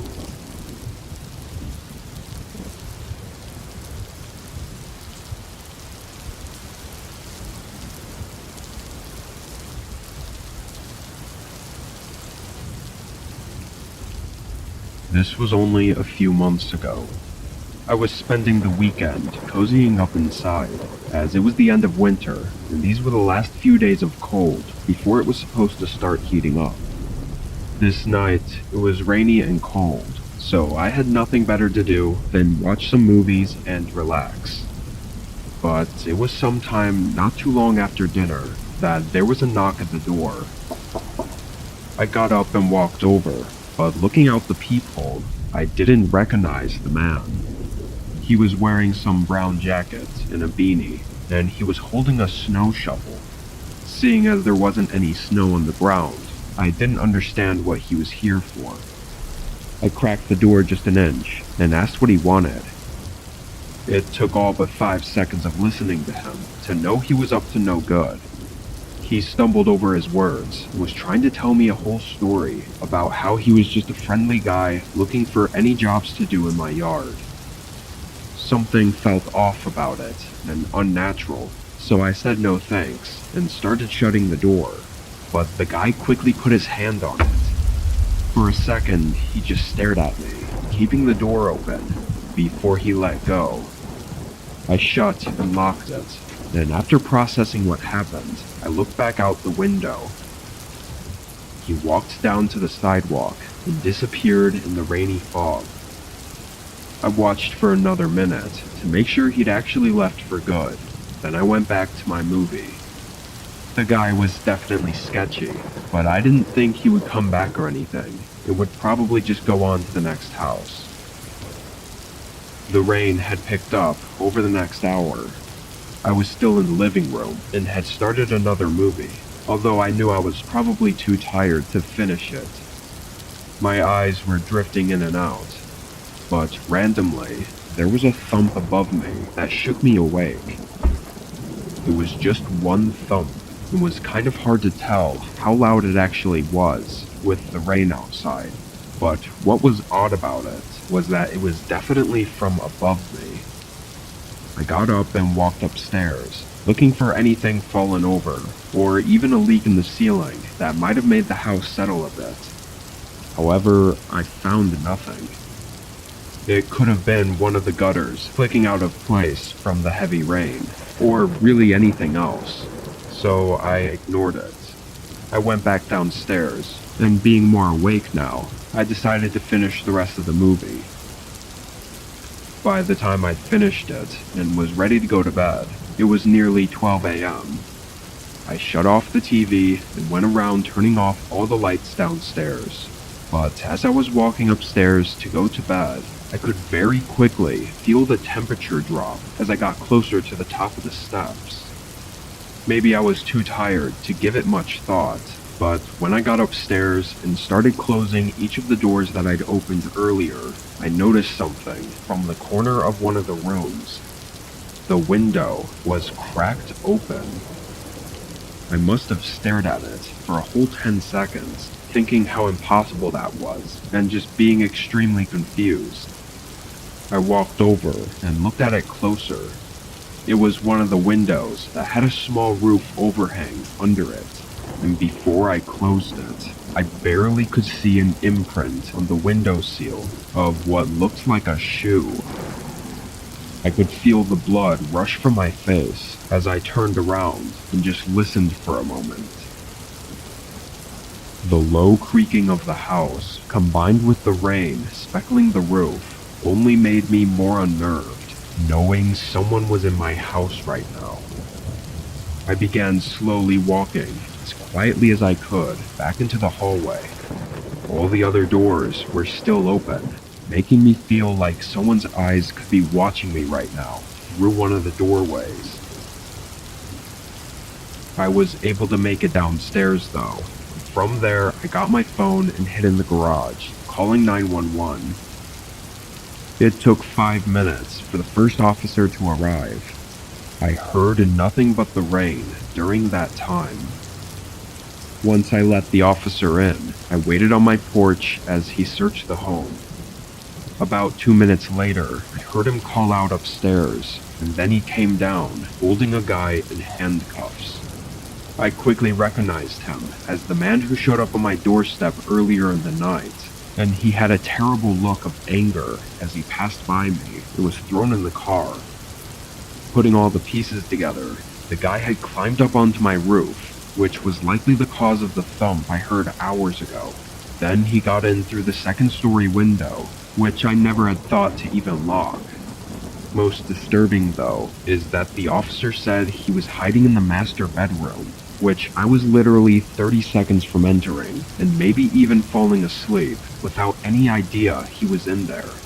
The guy even took his shoes off after climbing in the window to not let his shoe prints show on the carpet.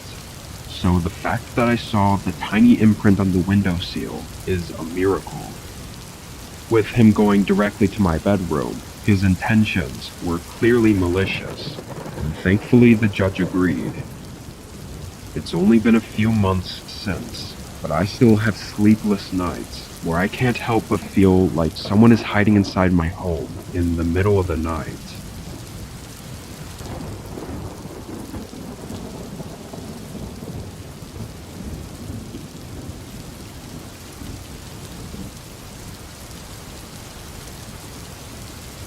A couple years ago, I applied for a temporary job at a local gas station. I was planning to move in 6 months, so I couldn't get anything too permanent, but I still needed to make some cash beforehand. This job paid well, enough to convince me to work the job opening they had for the overnight shift. I would just stay by the register and occasionally do regular maintenance work. This was during my 4th month working there. At some point during this time, I became familiar with a customer that came in pretty frequently. Almost every night, around 1 or 2 a.m., this guy would walk in and buy random different things. Sometimes it was household items, or food, or tools. I always thought it was weird, because he'd come in every night to buy a couple things that would be way cheaper and easier to get at any regular grocery store. He didn't talk much either. All I knew was that his name was Dave, and he drove an old red Chevy sedan. He looked like he was maybe 40 to 45 years old. Anyway, one night at the usual 1 a.m. time, Dave pulled into the gas station. No other customers were here. It was just me sitting in the corner waiting out the time. When Dave walked in, though, there was something different about him. He was dripping in sweat, and he was rushing through the aisles, searching for something specific. When he finally found what he was looking for, he hurried up to the counter and tossed it down for me to ring up. It was a master lock, like one for locking up a bicycle. I really didn't feel like it was appropriate for me to question him, but with the guy sweating and being in a rush, I just felt a little off about this.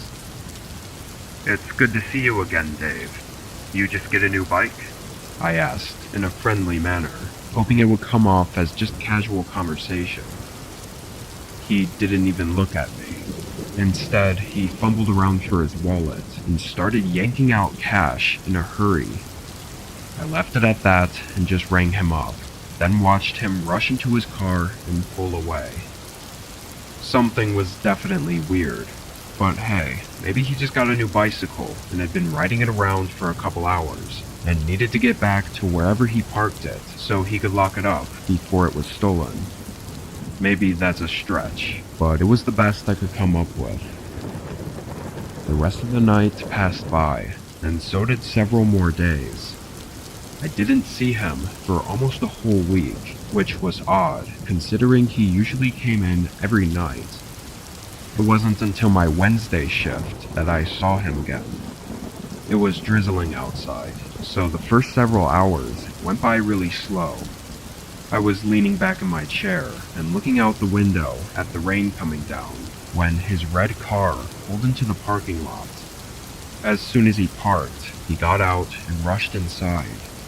I greeted him as he entered, but he ignored me. He hurried through the aisles and was talking under his breath. I couldn't hear what he was saying, but he sounded frustrated, and I got really uncomfortable, like my gut was telling me something was wrong. Then I heard a thud. My eyes shifted to the window, looking at the direction it came from, and the only thing there was Dave's car. It was a loud thud, too, like someone kicking the inside of the door. After a second, I looked back at Dave. He wasn't rushing anymore. He was standing in the aisle, staring directly at me, as if I'd just discovered something that I shouldn't have. There was another thud, but my eyes were fixed on Dave as I could feel panic rushing through my body. Then he quickly looked away and hurried out the door. I was still stunned, but managed to get my phone out and snap a picture of his license plate as he drove away. I called the police immediately. That night felt extremely long as I waited for any updates from them, and it wasn't until I got home around 6 a.m. that I received a call from the police. They found the guy from the license plate I gave them, and they found a woman that he had kidnapped. Apparently he had just moved into a new small cabin on the edge of town less than a week ago, and he had no registered prior address, so they had no way to know what he'd been up to before this incident. Luckily they saved this woman before she was harmed, though. Also, it turned out Dave wasn't his real name, which isn't surprising, but at least he's locked up for good now.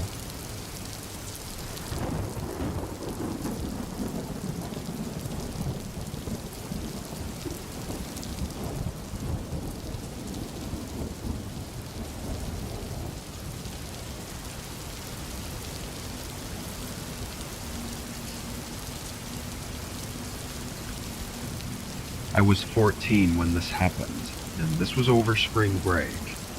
My parents' anniversary happened to be during this week, so they went on a date night a few hours north and were staying in a hotel.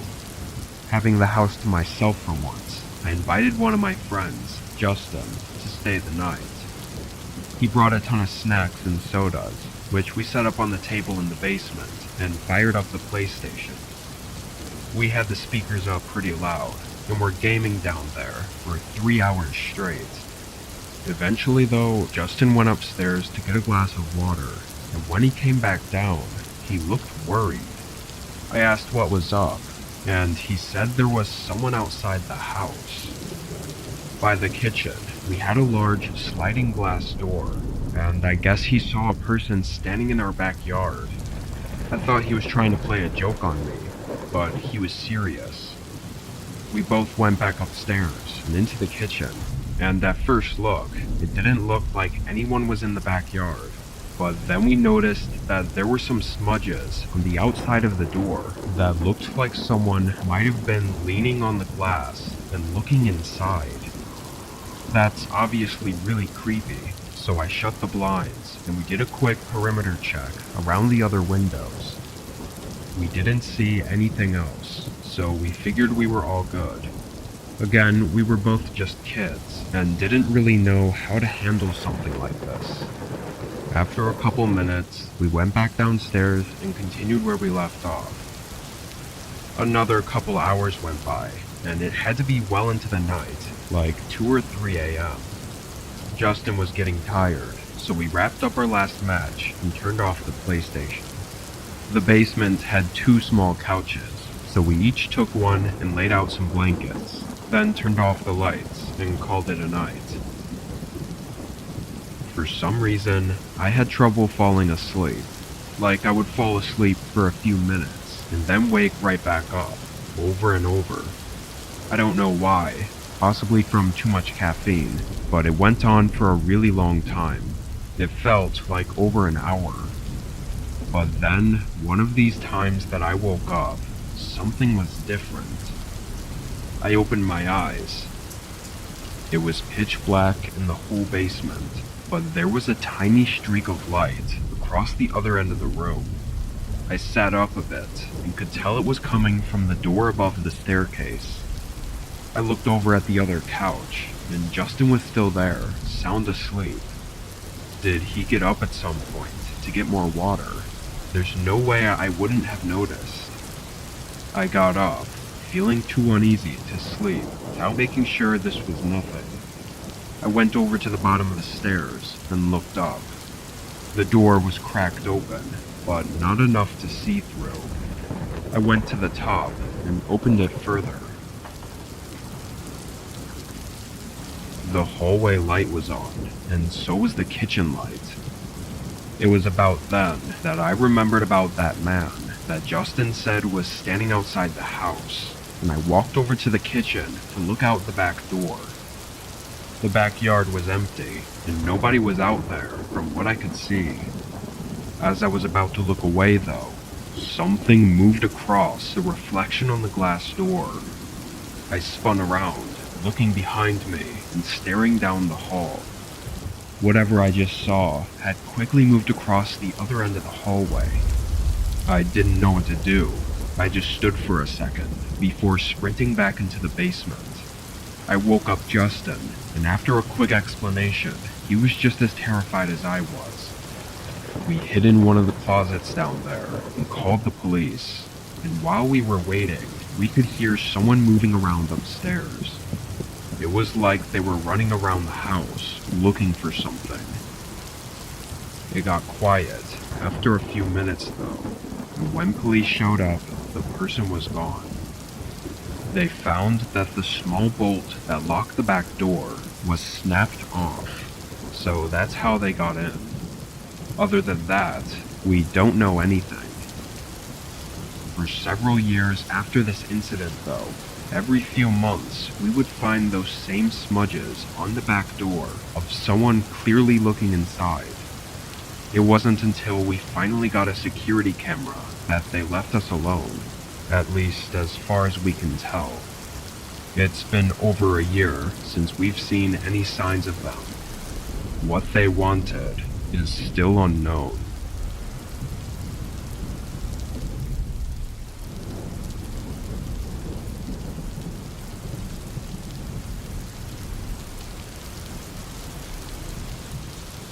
My name is Caleb Fletcher. I'm 16 years old, and this took place around 8 to 9 months ago, on the 24th of August, which was a Saturday.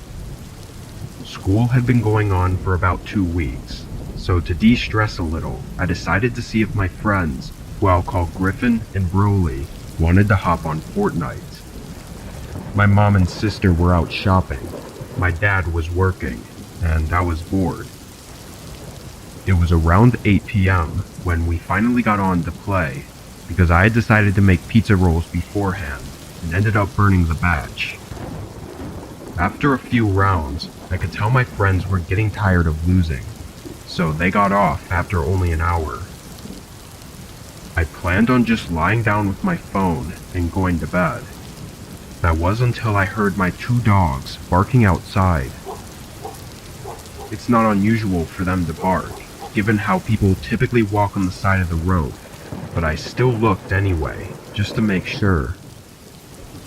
I didn't see anybody, but seconds after looking out the window, I heard our garage door open and shut. That usually means my dad is home from work, but I didn't see his van outside, and he had texted me earlier telling me that he would be working late tonight.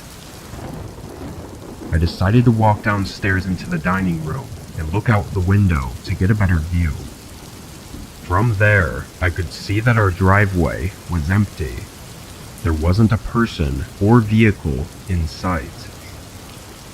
I wasn't the type to go investigate, so I ran back up to my bedroom and texted my family group chat to ask if anybody was home. I told my mom about the garage door, and she told me to turn off the lights, lock my bedroom, and stay there until she got home. So I did just that. About 15 minutes later, I thought I heard our wooden floor downstairs creaking, like someone was trying to be sneaky. I didn't have anything to use as a weapon, so I unclipped my microphone's boom arm from my desk and quietly opened the door. I walked out onto our upstairs balcony and looked over, trying to see if I could spot anyone hiding or anything suspicious. I stupidly yelled, "Is anybody there?" like they were really going to answer. I thought everything was fine though, until I saw a large silhouette of someone standing underneath the balcony. I panicked and ran to the closest room with a door, which happened to be my small bathroom. The intruder must have known I noticed them, because I heard loud and fast footsteps running up our stairs as I locked myself in the bathroom. I had stupidly left my phone in the bedroom, which was the room right next to me. After I built up enough courage, I bolted into my bedroom, locking the door as soon as I got in. My sister's room was right across from mine, and its door was open, so I figured the intruder must have been in there. After locking my bedroom door, I grabbed my phone and typed 911 into it. Just before I called, I noticed that the storage room in my wall was open just a tad. I saw a dark brown eye peeking through the crevice, staring into my soul. The pure terror I felt in that moment is something I'll never forget. I booked it down the stairs and out my front door, running up the hill to my neighbor's house. He was a police officer. He alerted the other cops while I stayed with his wife, and he went down to investigate. I told him exactly where the intruder was, hiding in my bedroom. Minutes later, I ran back down the hill to see if the intruder had been caught. When I walked in, I saw a tall, skinny man with a gray beard and a dirty black coat being pushed onto the floor by my neighbor as he was getting handcuffed. I'm not allowed to be home alone anymore, and we have better security around our house now. My family was just happy to know I wasn't hurt, and they were thankful for my neighbor's bravery. I don't wish an experience like this on anybody, not even my worst enemy.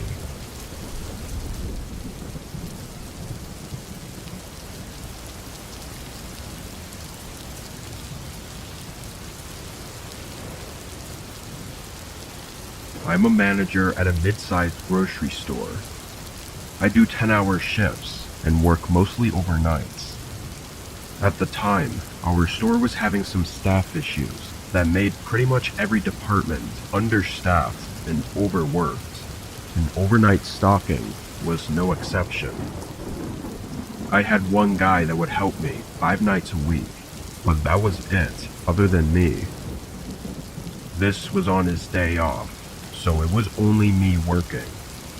I got in at 10 and was alone by 10:15. After running some numbers in the office, I started pulling out loads of boxes to the aisles to start unpacking and stocking.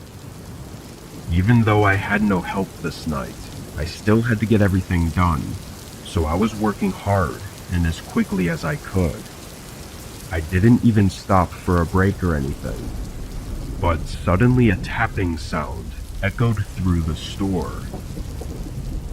I stopped and listened, hearing it happen again, and it sounded just like someone tapping on a window at the front of the store. I looked at my watch for the first time since I started working, and it was 2 a.m. Time had flown by, but there was no reason anyone should be here. I walked down the aisle and to the front, where I quickly saw someone outside the store. He was leaning against the window and trying to look inside. He spotted me as I walked up and stared at me. When I was just on the other side, I asked what he wanted. The man, looking like he was homeless, told me to open the door.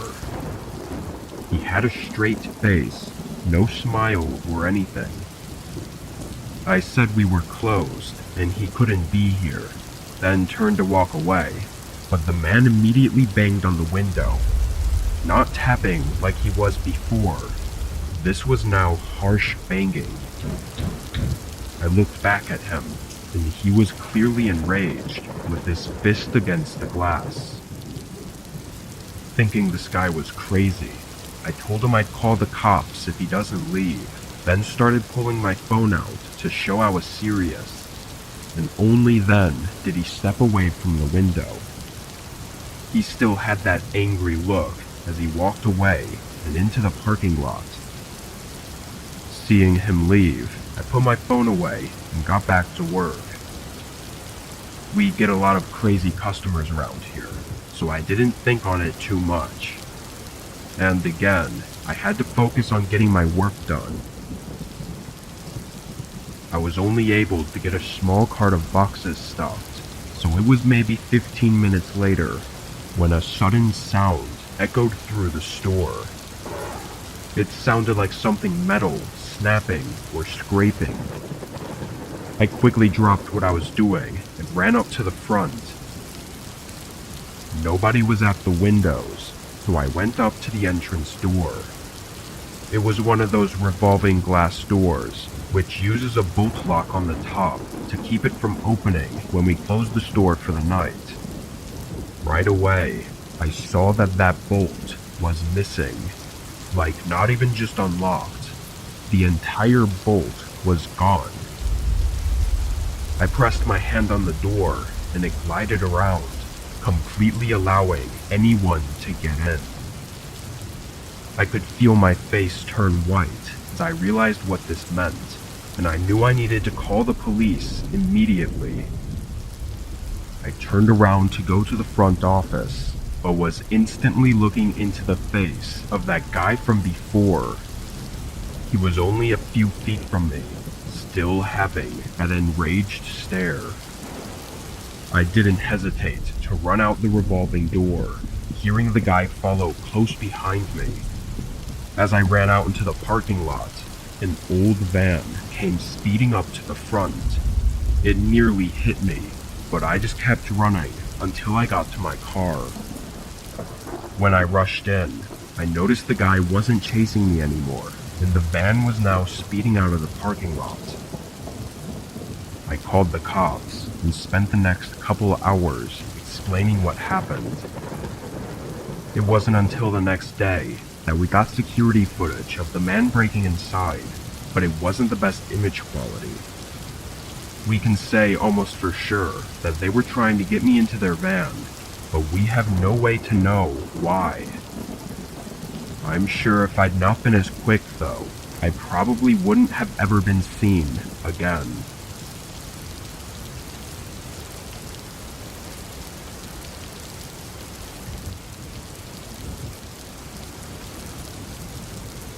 This was a few months ago while driving for DoorDash. I only drive as a side gig, maybe 10 to 15 hours a week. This night I was only doing a couple orders since it was already late, and I had picked up a small order around 1 a.m. It was to be delivered to a business building somewhere across town, which was apparent by the address. This was a normal thing, usually for overnight workers or whatever. When I pulled into the parking lot though, it was empty. No cars at all, and it didn't look like there was a parking lot behind the building either. I parked in a spot near the front and got out with the food. The place was definitely an office building of some kind, and was smaller than most, being only 2 stories. And not very wide. All the lights were off in the windows though, aside from one light behind the front door. I walked up to the door and checked the app, seeing it has specific drop-off instructions to enter the main hallway and leave the bag outside of room 232. I looked through the door in the building, seeing this hallway with a bunch of closed doors on either side. Delivering to specific rooms I'd only done at hotels, so this was kind of new for me. I tested the door, pushing on it, and it was unlocked, so I stepped inside. I expected to hear people working, moving around, or talking, but instead didn't hear anything. There wasn't a single sound in the whole building. It was just white noise from the overhead lights buzzing above me. As I passed the first few doors though, they were all numbers in the 100s, like 102 and 106. The room the instruction said to leave it at was in the 200, so I assumed that meant it was on the 2nd floor. In the middle of the hallway was the doorway leading to the staircase. It was held open with a wedge door stopper on the floor, but the lights weren't on. I stepped in and up to the bottom of the staircase, then looked up. The whole stairwell was pitch black. Not even any light was coming from above where the room was supposed to be for me to drop it off at. Again, I started to notice the eerie silence, and it sent a chill through me. I was always one to do whatever the instructions say, so I'd get good reviews, but this was the first time I told myself that this was too sketchy. I stepped out of the stairwell and back into the hallway, and just as I did, the door right across from me opened. The lights in that room were off, but a man emerged from behind the door and stepped into the hallway. He was wearing street clothes and just didn't look like an office worker at all.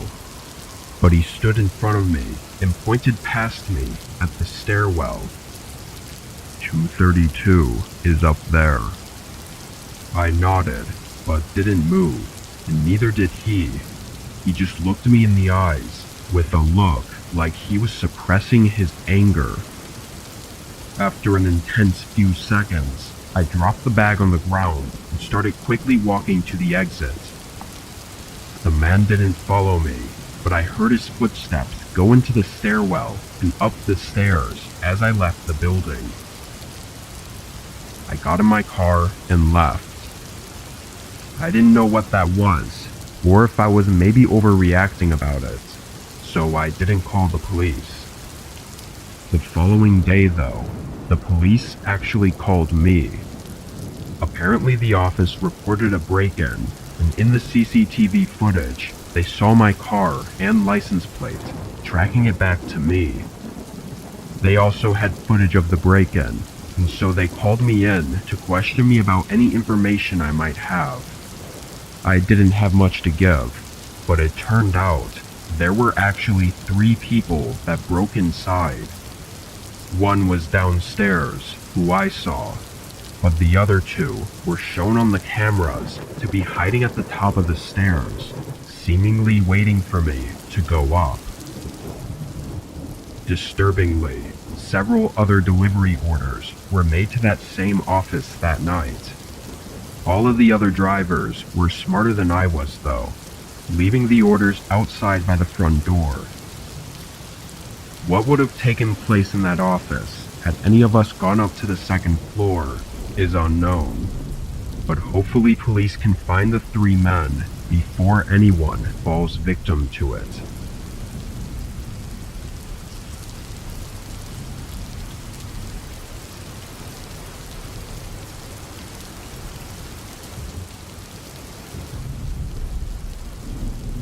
I go camping with my dad every summer. He's done it his whole life, and recently I've gotten into it as well. I'm 16, and last year my dad and I went out on our seasonal camping trip. We found the spot online together while looking for a new camping area to try out for the summer. There's no pictures of the area, but the map was easy to follow, and the description of the trail was that it was easy and uncrowded. We set out on Friday morning, parking on the side of the road and beginning down the trail. After the first quarter mile, it was clear that the description wasn't very accurate. It was pretty steep in some parts, and a lot of the trail was muddy or overgrown, which made it actually really hard. Already being there though, we just pushed through and eventually got to the campsite. It looked no different than the woods on the trail that we had been walking on for the past 2 hours. There were trees everywhere, and just a plot of overgrown grass to set our stuff up on. No cool views or anything. We pitched our tents and made lunch. My dad was a bit of a talker, so the rest of the day we were just in conversation. Once the sun was starting to set, we walked around the trees near the campsite and collected some dry sticks to make a fire with. In the middle of us talking, though, we were interrupted by a loud voice behind us. We both stopped talking and spun around. The woods were suddenly quiet again, and we didn't see anyone there. It sounded not too far away, though, like maybe a mile out. Neither of us said anything for 30 seconds, just staring at the trees and trying to spot any movement. Then it came again. Someone, a man's voice, yelling. It sent chills through me. There was a pain and harshness to the scream, like they were in trouble. I looked up at my dad, who looked really conflicted and worried. He turned me around and led me back to the campsite, quickly starting the fire. The screams kept coming though, and eventually I asked my dad if we should help them. I could tell my dad was thinking of every option. He faced me and told me to stay by the fire and wait. His face was serious, and he said he was going to run a little ways toward the voice and just see what he could see, and that if I saw anyone, to not let them near me. I agreed and watched him run toward the man's voice. After a minute, he was out of sight. Honestly, I wasn't sure what I would have done if I were in my dad's shoes.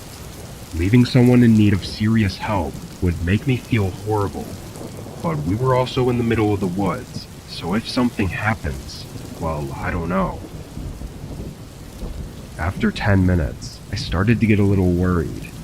The sun felt like it was dropping fast, and there was still no sign of my dad. But then, suddenly, the screaming stopped. The whole forest was now quiet again. I wondered if my dad had found him and was helping him, or if something else happened. Still, after another 10 minutes, my dad was nowhere in sight. With the blanket of darkness starting to cover the forest, I grew more and more nervous. I stood up and walked a little bit away from the campsite and toward where my dad had gone. There were still no signs of him, so I walked a little more, and then, finally, I heard footsteps from up ahead. I still couldn't see anything, but as the sound of his steps started getting closer and closer, an eerie, almost disturbing feeling came over me. Then, just before I thought they would come into my sight, a voice to my left called my name. It was my dad, running toward me and yelling at me to go back. There was urgency and worry in his voice, so I hurried to the campsite, and my dad followed behind me. He quickly packed the essentials into his backpack. The look on my dad's face is something I still remember vividly. It was complete fear and distraught. We left the tents and ran for the first mile, then fast-walked back to our car. On the drive home, I asked him what he saw out there, who the man was, and why he was screaming. My dad said nothing. Even to this day, he never brings it up or says anything of what he saw. Every time I so much as mention that day, his entire demeanor changes and his face falls flat. So I just stopped asking. All I can think about now is those footsteps that I heard walking toward me, and what would have happened if my dad hadn't shown up in time.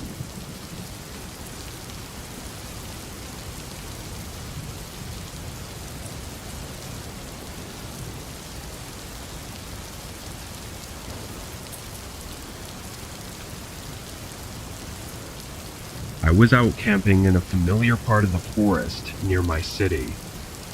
My city is small and honestly has not much to do, so camping is the one thing I found that I really enjoy doing. I'm not a big fan on hiking though. I prefer the more relaxing aspects of camping, like sitting by a fire and having no responsibilities. The trail I went on was one I'd been to plenty of times. It was only a 30-ish minute walk from the parking area, and the campsite was right by a lake. Having only my small city near the forest, there's only so many people that could possibly be camping at the same time and place as I was. But this time when I got there, a man had a tent already set up. I could see him down by the lake, walking in the sand.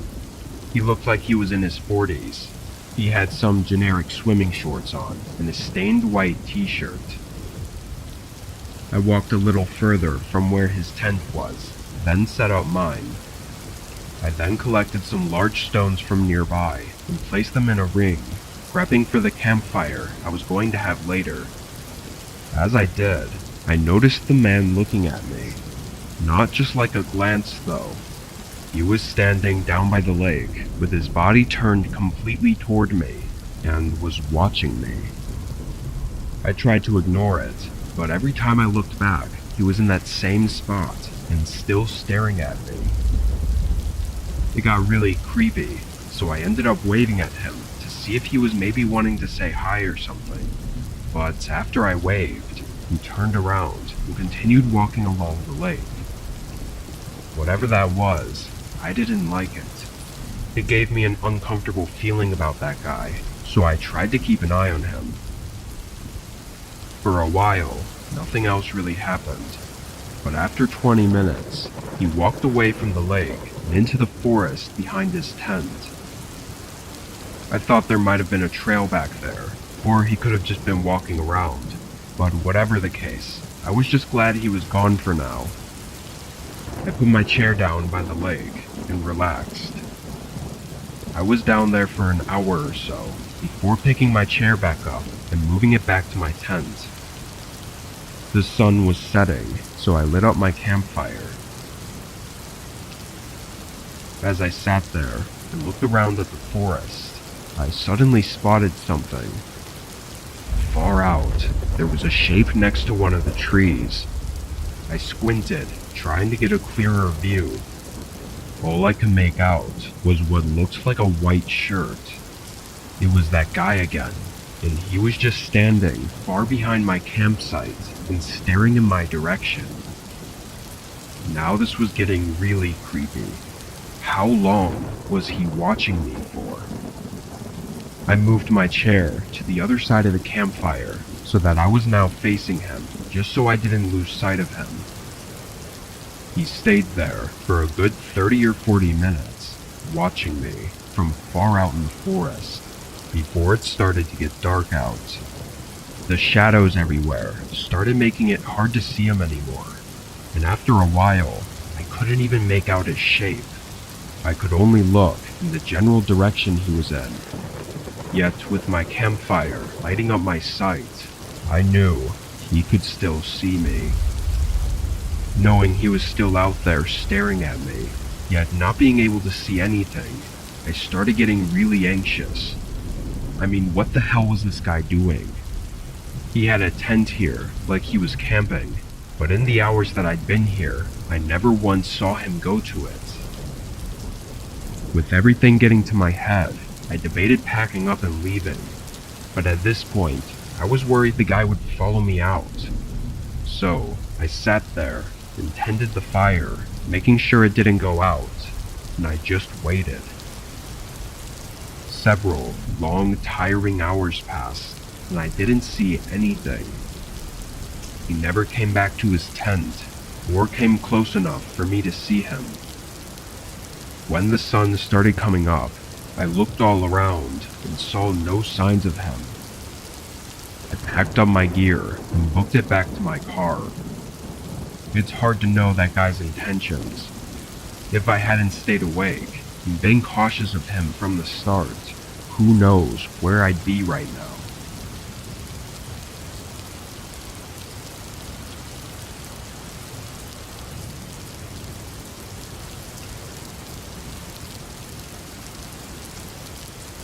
I was taking a few days off and spending it camping in the woods. I was in some forest a few hours from my town and had set up camp at the end of a 4-hour trail. I'd spent the night there already and had noticed this thin path leading out from the campsite. I had no idea where it went, and it wasn't on the map of the area, but having nothing better to do on that second day, I thought I'd go for a short hike down the path just to see if it led anywhere cool. Maybe a small pond or a waterfall or something. I brought with me a backpack with food and water in case I'd be out longer than expected. Walking through the trail, it was very obvious that almost nobody used it, or at least hadn't used it in a long time, maybe even years. It was very thin and overgrown in a lot of sections, and I didn't see any signs of people, like shoe prints or anything. This went on for several miles, taking around 2 hours before I found the end, and it wasn't what I expected. There was a house, or cabin, sitting in the woods. At first sight, there was no mistaking that it was abandoned. Moss and vines were growing out of the wood siding, and the doors and windows were all open. Before approaching any further, I looked around at my surroundings, just checking for anything, as this wasn't a normal thing to just stumble across. The woods were calm and unsettlingly still. I went up to the doorway and poked my head in, looking down the front hallway. There was dust and debris lying all over the floors, but it was otherwise barren. I went in a little further. It smelled of mildew and rotting wood, but as I crept through the rooms, there wasn't much to see. Feeling uneasy though, I was about to turn around and leave, but a small glimmer caught the side of my eye. On one of the closed wooden doors, the handle had been ripped off and replaced by a silver padlock. It almost looked brand new and matched nothing else in the house. My curiosity immediately had me thinking of why there was a padlock on the door to an otherwise empty and ruined cabin. The more I looked at it though, that uneasy feeling just took over me, and I couldn't get myself to investigate. I quickly left the house and went back to the path. Just as I entered the trail again, I heard a single footstep on the wooden floor inside the house. I turned and looked at the doorway, but saw nothing, so I kept on walking, trying to distance myself from that place.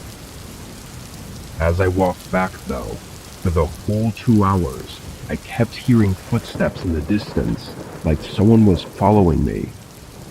The trees densely covered the area though, making it impossible to see that far. When I got back to the camp, I got a fire going early and just sat and waited, listening and looking to see if anyone showed up. By nightfall, I hadn't heard anything else, but as the hours got later, I started hearing it again. Footsteps out in the distance, far beyond the light of the campfire, but definitely close enough for them to see the light. It went on for several hours, hearing a line of footsteps every 10 to 15 minutes. Still though, I was never able to see them, and eventually it got so late that I knew I had to sleep, so I left the campfire going as I got inside my tent. I was in and out of sleep for the rest of the night, waking up at every small sound the woods made. After getting almost no sleep, I left. What the cabin was doing there, and whoever had followed me that night, I'll never know. I can't say what they intended to do, but their disturbing stalking behavior only lets me assume the worst. But I can never seem to stop thinking about the disturbing possibilities of what was behind that locked door.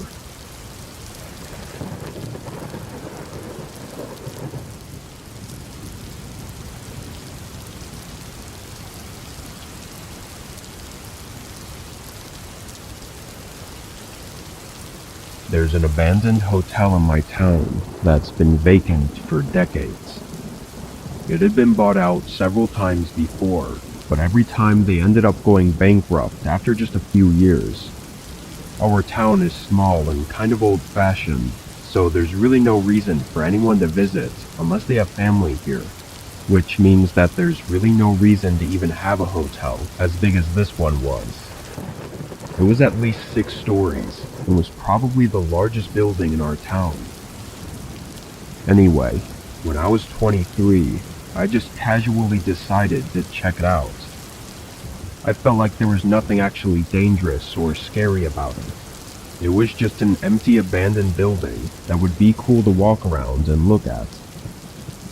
I decided to go during the day, because I figured that if anyone was there during the daytime, then they were probably just harmless people exploring it like me. I parked at a store that was a half-mile away, then walked to the hotel. It was mostly isolated from the side of the road, being that most of the stores surrounding it had already been torn down. The hotel itself, though, looked a lot worse than the last time I'd seen it. The brick was crumbling, and the whole place seemed like it was fading and decaying. I went up to the front and glanced inside. It was mostly empty, with only a few things scattered around, like chairs and old furniture. I stepped in and walked through the lobby, opening the door to the staircase. The whole stairwell was covered in shadows, as barely any light was getting in. All I could see was a dim beam of light coming from one of the floors above. It was only just enough for me to find my way up the stairs. But when I got to the door on the second story, it was blocked. Something on the other side was keeping it from opening, and a sheet of wood was covering the window on the door. I left it and continued up to the third story, opening the door and entering the hallway. This was probably the most creepy setting I'd ever been in. The hallway was dark and musty, with only a small window on either end to light up the corridor. I walked down a little bit, then went into the first room with an open door. Oddly, it looked kind of normal. There were layers of dust covering everything, but all the furniture was set up as if it had never been moved. There were even towels and soap left in the bathroom still. As I was looking at all of this, I heard a small thump. I turned around and faced the doorway, not sure if that was from the floor I was on or the one below me. A few seconds later, quiet footsteps creaked the floorboards coming down the hallway. As they got closer, I just stared at the doorway and hoped that they weren't on my floor. After a few seconds though, I heard them stop, followed by a door opening and then slamming shut on the floor below me. Afterward, there were no footsteps or really any sounds at all. I tried to be quiet, walking up to the hallway and looking out to make sure nobody else was here. Thinking about it though, I couldn't see why another person just exploring the place would walk so deliberately to a room and slam the door. And the more I thought about it, the more nervous I got. Only adding to the eeriness was how silent the whole place was now. After a minute of standing in the hallway and thinking, I'd had enough. I quietly walked back to the staircase and opened the door, entering the dark stairwell and starting to descend. There was no way to be quiet on the metal stairs. Each step was an unavoidable hollow thump. But as I passed the door to the second story, I noticed a small gap in the doorway that definitely wasn't there before. Then I looked down at the stairs ahead of me. A figure stood in the stairwell only a few steps below me, barely visible in the darkness, but their eyes stared right at me. They looked dreadful and emotionless. With no choice, I started carefully walking on the edge of the staircase, passing by them with only a couple feet between us, as his eyes followed every move I made. Once I got to the bottom, I opened the door and ran out into the lobby where I could finally see clearly. I hurried back to my car and sat in the parking lot for a while. Looking back, that was probably the dumbest thing I'd ever done. I guess I just didn't realize what I was walking into. I'm not sure why that person was there, or what they were doing, but leaving when I did was probably the only good decision I made.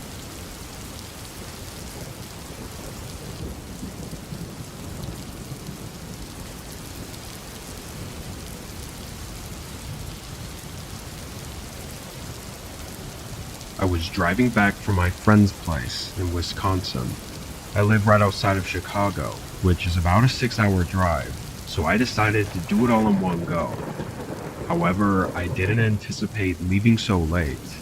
I wasn't on the road until 8 p.m., but I absolutely had to be home for work the following day, so there was no option to hang out any longer. If you aren't familiar with Wisconsin, it's mostly flat with a ton of forests all over the northern parts and small towns scattered throughout. The biggest cities are closer to the border, nowhere near where I was. My buddy's place was in one of these small towns, so pretty much right out of the gate, it was barren forest roads. There were a few cars here and there, but once I was 30 minutes out and the sun had set, there wasn't a single other car. I probably went a whole 2 hours without seeing anyone else on the road. The endless flat forest on either side of me was so repetitive that it was making me sleepy. It definitely didn't help that I was so tired from hanging with my friend all weekend either. I was trying everything to stay awake, but at just around 11 p.m., I actually saw something up the road. I opened my eyes a bit wider and could tell it was a person. They were standing on the shoulder and had their thumb out, clearly looking for a ride. For some reason, the very first thought that came through my mind was that having company in the car would surely help keep me awake.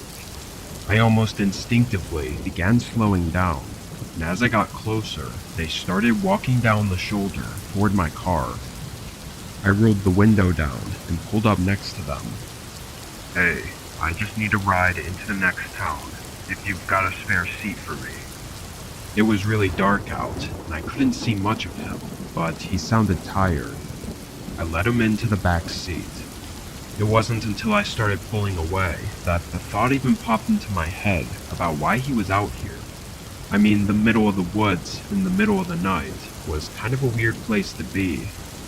I looked in the mirror. The guy was looking at me through the shadow that covered the back seat. He looked like he was 30-ish, with stubble and a buzz cut, but I didn't see a backpack or anything with him. "So, what brought you out here?" he asked me. I told him I was at my friend's place for the weekend and was heading back home to Chicago. Then I asked him the same question. His straight face turned into a fake smile. "Oh, I was just walking on a trail in the woods and got lost along the way. Found the road and figured it best to catch a ride." I thought about his answer for a second. I didn't know about any trails, or really anything at all, in these parts of the woods. But even if there was, he would have had to drive to get here. Why didn't he mention that? Wouldn't he want me to take him to the trailhead instead of into town? I don't know. I was more awake and aware now, and it was making me uneasy the more I thought about it. But then the guy suddenly told me to stop. He told me to pull over and drop him off here. I cautiously did as he said, pulling the car onto the shoulder and parking. We were maybe 5 miles down the road from where I picked him up, and there was still nothing but dense forest all around. The guy quickly opened the door, and without saying anything, he started rushing away, heading for the trees. I was super weirded out and concerned about this whole thing, and at this point, I just wanted to get out of there. But he left the door open, and when I leaned into the back seat to shut it, I noticed a drawstring bag tucked under the passenger seat. It wasn't mine, it was definitely his. I called out for the guy, and he turned around. "Hey, you left your bag." He stood with a straight face and wide, frustrated eyes, staring at me for several uncomfortable seconds. Then he came back. "Your bag. You left it right here." I pointed under the seat, and he hesitated for another several seconds before grabbing it abruptly and turning around, hurrying back into the forest. I reached over and shut the door, then left the area as fast as I could. I was relieved to be away from that guy, knowing that something was definitely up with him. But it was only a few minutes down the road that I started to pick up on an awful odor from the back seat. It got increasingly worse over the next 30 minutes, until I got into another small town. I stopped at a gas station and used my phone light to look into the back seat. On the carpet under the passenger seat, right where the drawstring bag had been sitting, there was a deep red stain. I almost threw up as I ran into the gas station and called the police. I gave them all the info I had on what happened, and they cut out the piece of carpet from my car to get tested. They also did a search for the man, but came up empty-handed, only finding a few footprints near the spot I picked him up at. I don't know exactly what was in that bag, but it seems like he was trying to plant it in my car as a means to cover something up. We still have no idea who he was or what he was up to that night.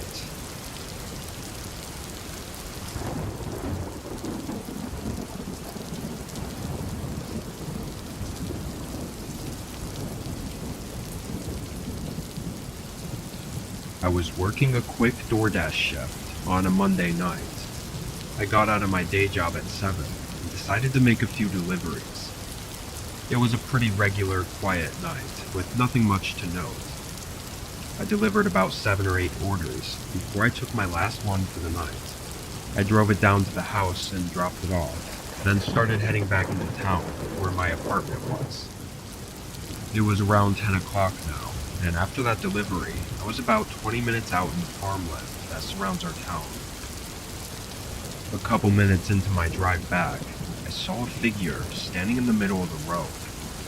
I slowed down, and the man moved over a little bit, but not enough to be out of my way. Once I got closer, he looked right at me and stuck his thumb out. In my headlights, I could tell he was an older guy, like early 50s, and he had a large backpack over his shoulders. Since I was already slowing down, I figured I'd be helpful and ask if he needed a ride into the city, since I was heading that way anyways. He leaned on the windowsill and thanked me for stopping. His eyes looked heavy and exhausted, like he hadn't slept in days, but he seemed nice enough, so I agreed to give him a ride. What I wasn't expecting, though, was for him to immediately open the passenger door and sit in the seat right next to me. It didn't really matter, I guess, but I felt like it was usually common courtesy to get in the back seat. As he got situated, I looked past him at where he came from. It was a field of tall grass, just a huge farm or something. "You from around here? What brings you out to the farmland?" He looked over at me. "Just making my way across the country to visit my family. Don't have a car, so I've been hitching rides." I thought that was pretty interesting, so I asked more about where he was from, but he gave me very vague and uninterested answers. A couple times I caught him looking into my back seat, not just quick glances though, like he was running his eyes through the whole back seat and looking for something. Something about this guy started to make me feel off. He wasn't talking much, it was just acting really unusual. "Is everything okay?" I asked. I still had my eyes on the road, but he didn't say anything, so then I looked over at him. My eyes were drawn to his disturbing stare before I noticed the knife he had clenched in his right hand. "Stop the car." I didn't say a word and parked right in the middle of the road. I was terrified and just thought if I let him take whatever he wanted, then I'd get out unharmed. So that's exactly what I was going to do. As soon as the car was in park, I turned to open my door, but he quickly stopped me. "Get in the back," he demanded, still clenching the knife. I froze up for a moment, realizing we were in the middle of empty fields, and that if I get in the back, I'll probably never have another chance to escape. He told me again, and that's also when I noticed his large backpack was slightly open by his feet, revealing a thick bundle of rope. I had no choice but to try my luck escaping now, before it was too late. I opened the door and jumped out of the car in one swift motion. The man tried jumping across the front seat to grab me, but I sprinted to the other side of the road and into the tall grass. I kept on running through the field until I felt like he couldn't find me. Then I stood still and waited. He yelled a few times from the road, but then it went quiet. All I could hear was the wind blowing the grass around. I stood still and motionless for a good 15 minutes before I slowly made my way back toward the road. I looked through the grass and could see my headlights still beaming onto the pavement and the driver door still open. The man was nowhere to be seen. After scoping it out for another minute, I sprinted up and grabbed my phone, then ran back into the grass and called 911. I didn't know if he was still hiding somewhere, waiting for me, so I didn't risk staying up there. Eventually, the police showed up, though. I couldn't believe the man didn't drive away in my car. He must have just grabbed his backpack and run off into the other field, or maybe even tried chasing me through the grass and just didn't find me. Either way, it clearly showed that his intentions were not to just rob me of my belongings, which makes the scenario 100 times more disturbing. I gave the police a description of the man, but there still haven't been any sightings.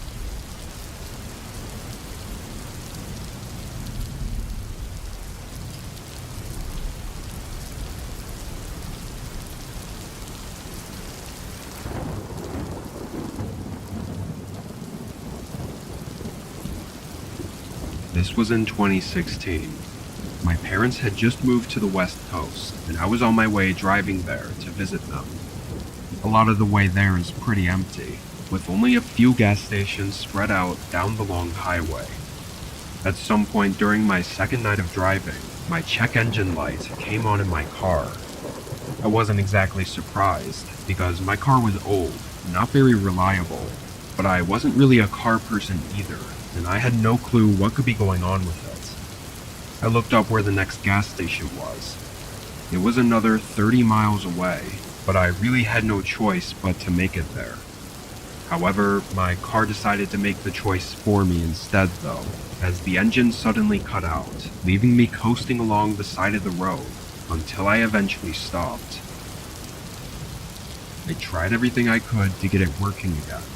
I even got out and looked under the hood for any possible causes of the problem, but I saw nothing. Honestly, I thought this was just the final leg of my car. In the meantime, all I could do was find a way to get help. I pulled my phone out, and I immediately felt my stomach drop as I had no service. I tried a few calls anyway, but obviously none of them went through. After 30 minutes of trying to find a solution, I realized I really only had one option, which was to hitchhike a ride. I'd never done it before, and I was kind of nervous, not really knowing what to expect. I always found it as a strange thing that I never thought I'd ever do. I stood out there on the side of the road and just waited.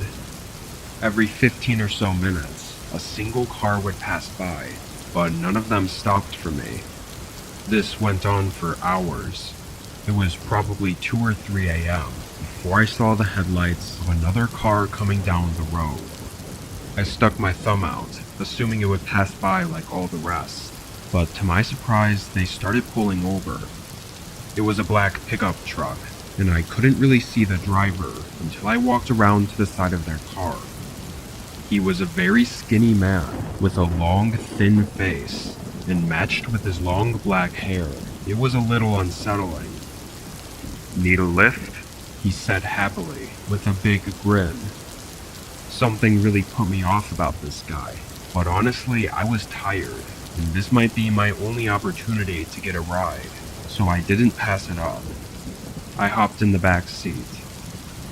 I felt like it would have been awkward if we didn't have some small talk, so I asked him what he was up to tonight. "Just cruising on the highway," he responded, like it was a hobby of his or something, which was kind of strange since we were in the middle of nowhere. I was surprised he didn't ask me what I was up to, or why I needed a ride, but I tried to think of another question just to keep the conversation going.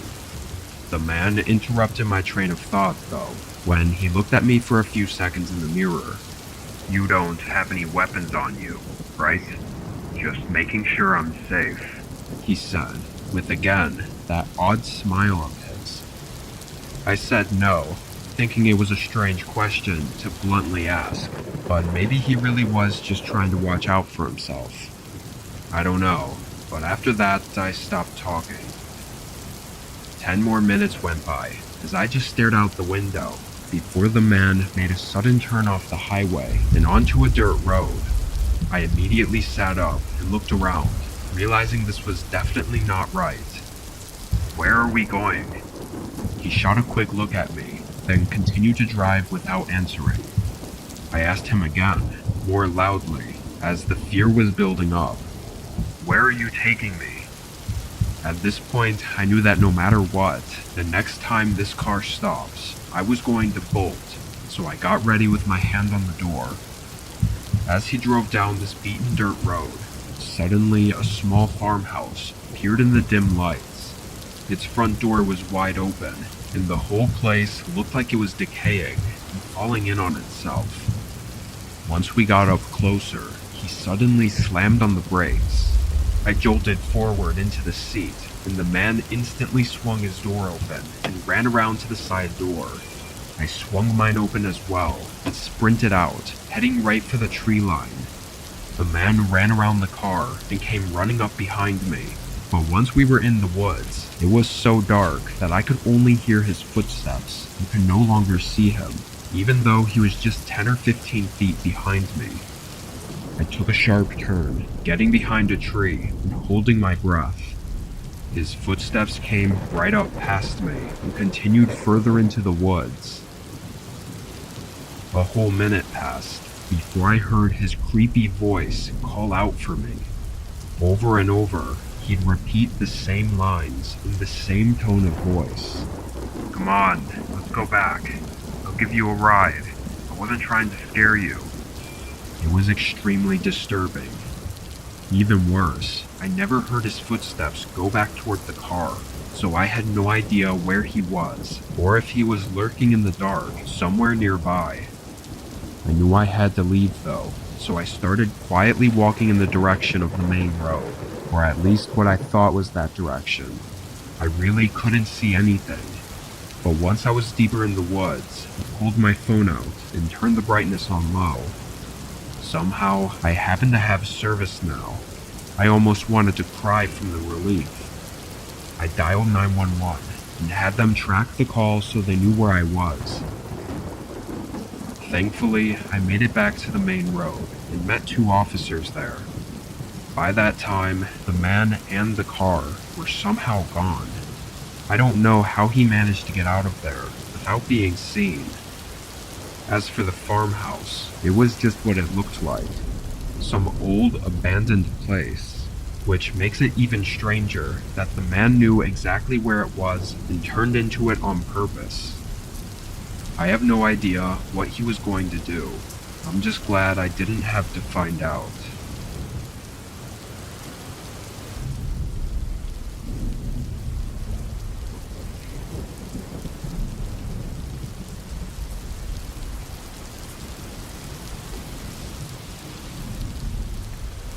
My family owns a huge plot of land full of trees, and on the edge of the property, they built a cabin.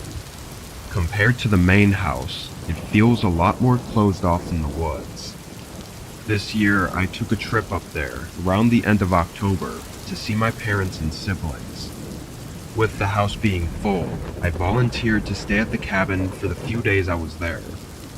This was the first day I arrived on the property. There wasn't a drivable road to get to the cabin, so I parked at the main house. All I had was a light backpack with my stuff, and I was only really planning on sleeping at the cabin, so I didn't bother making a trip there just to drop my bag off.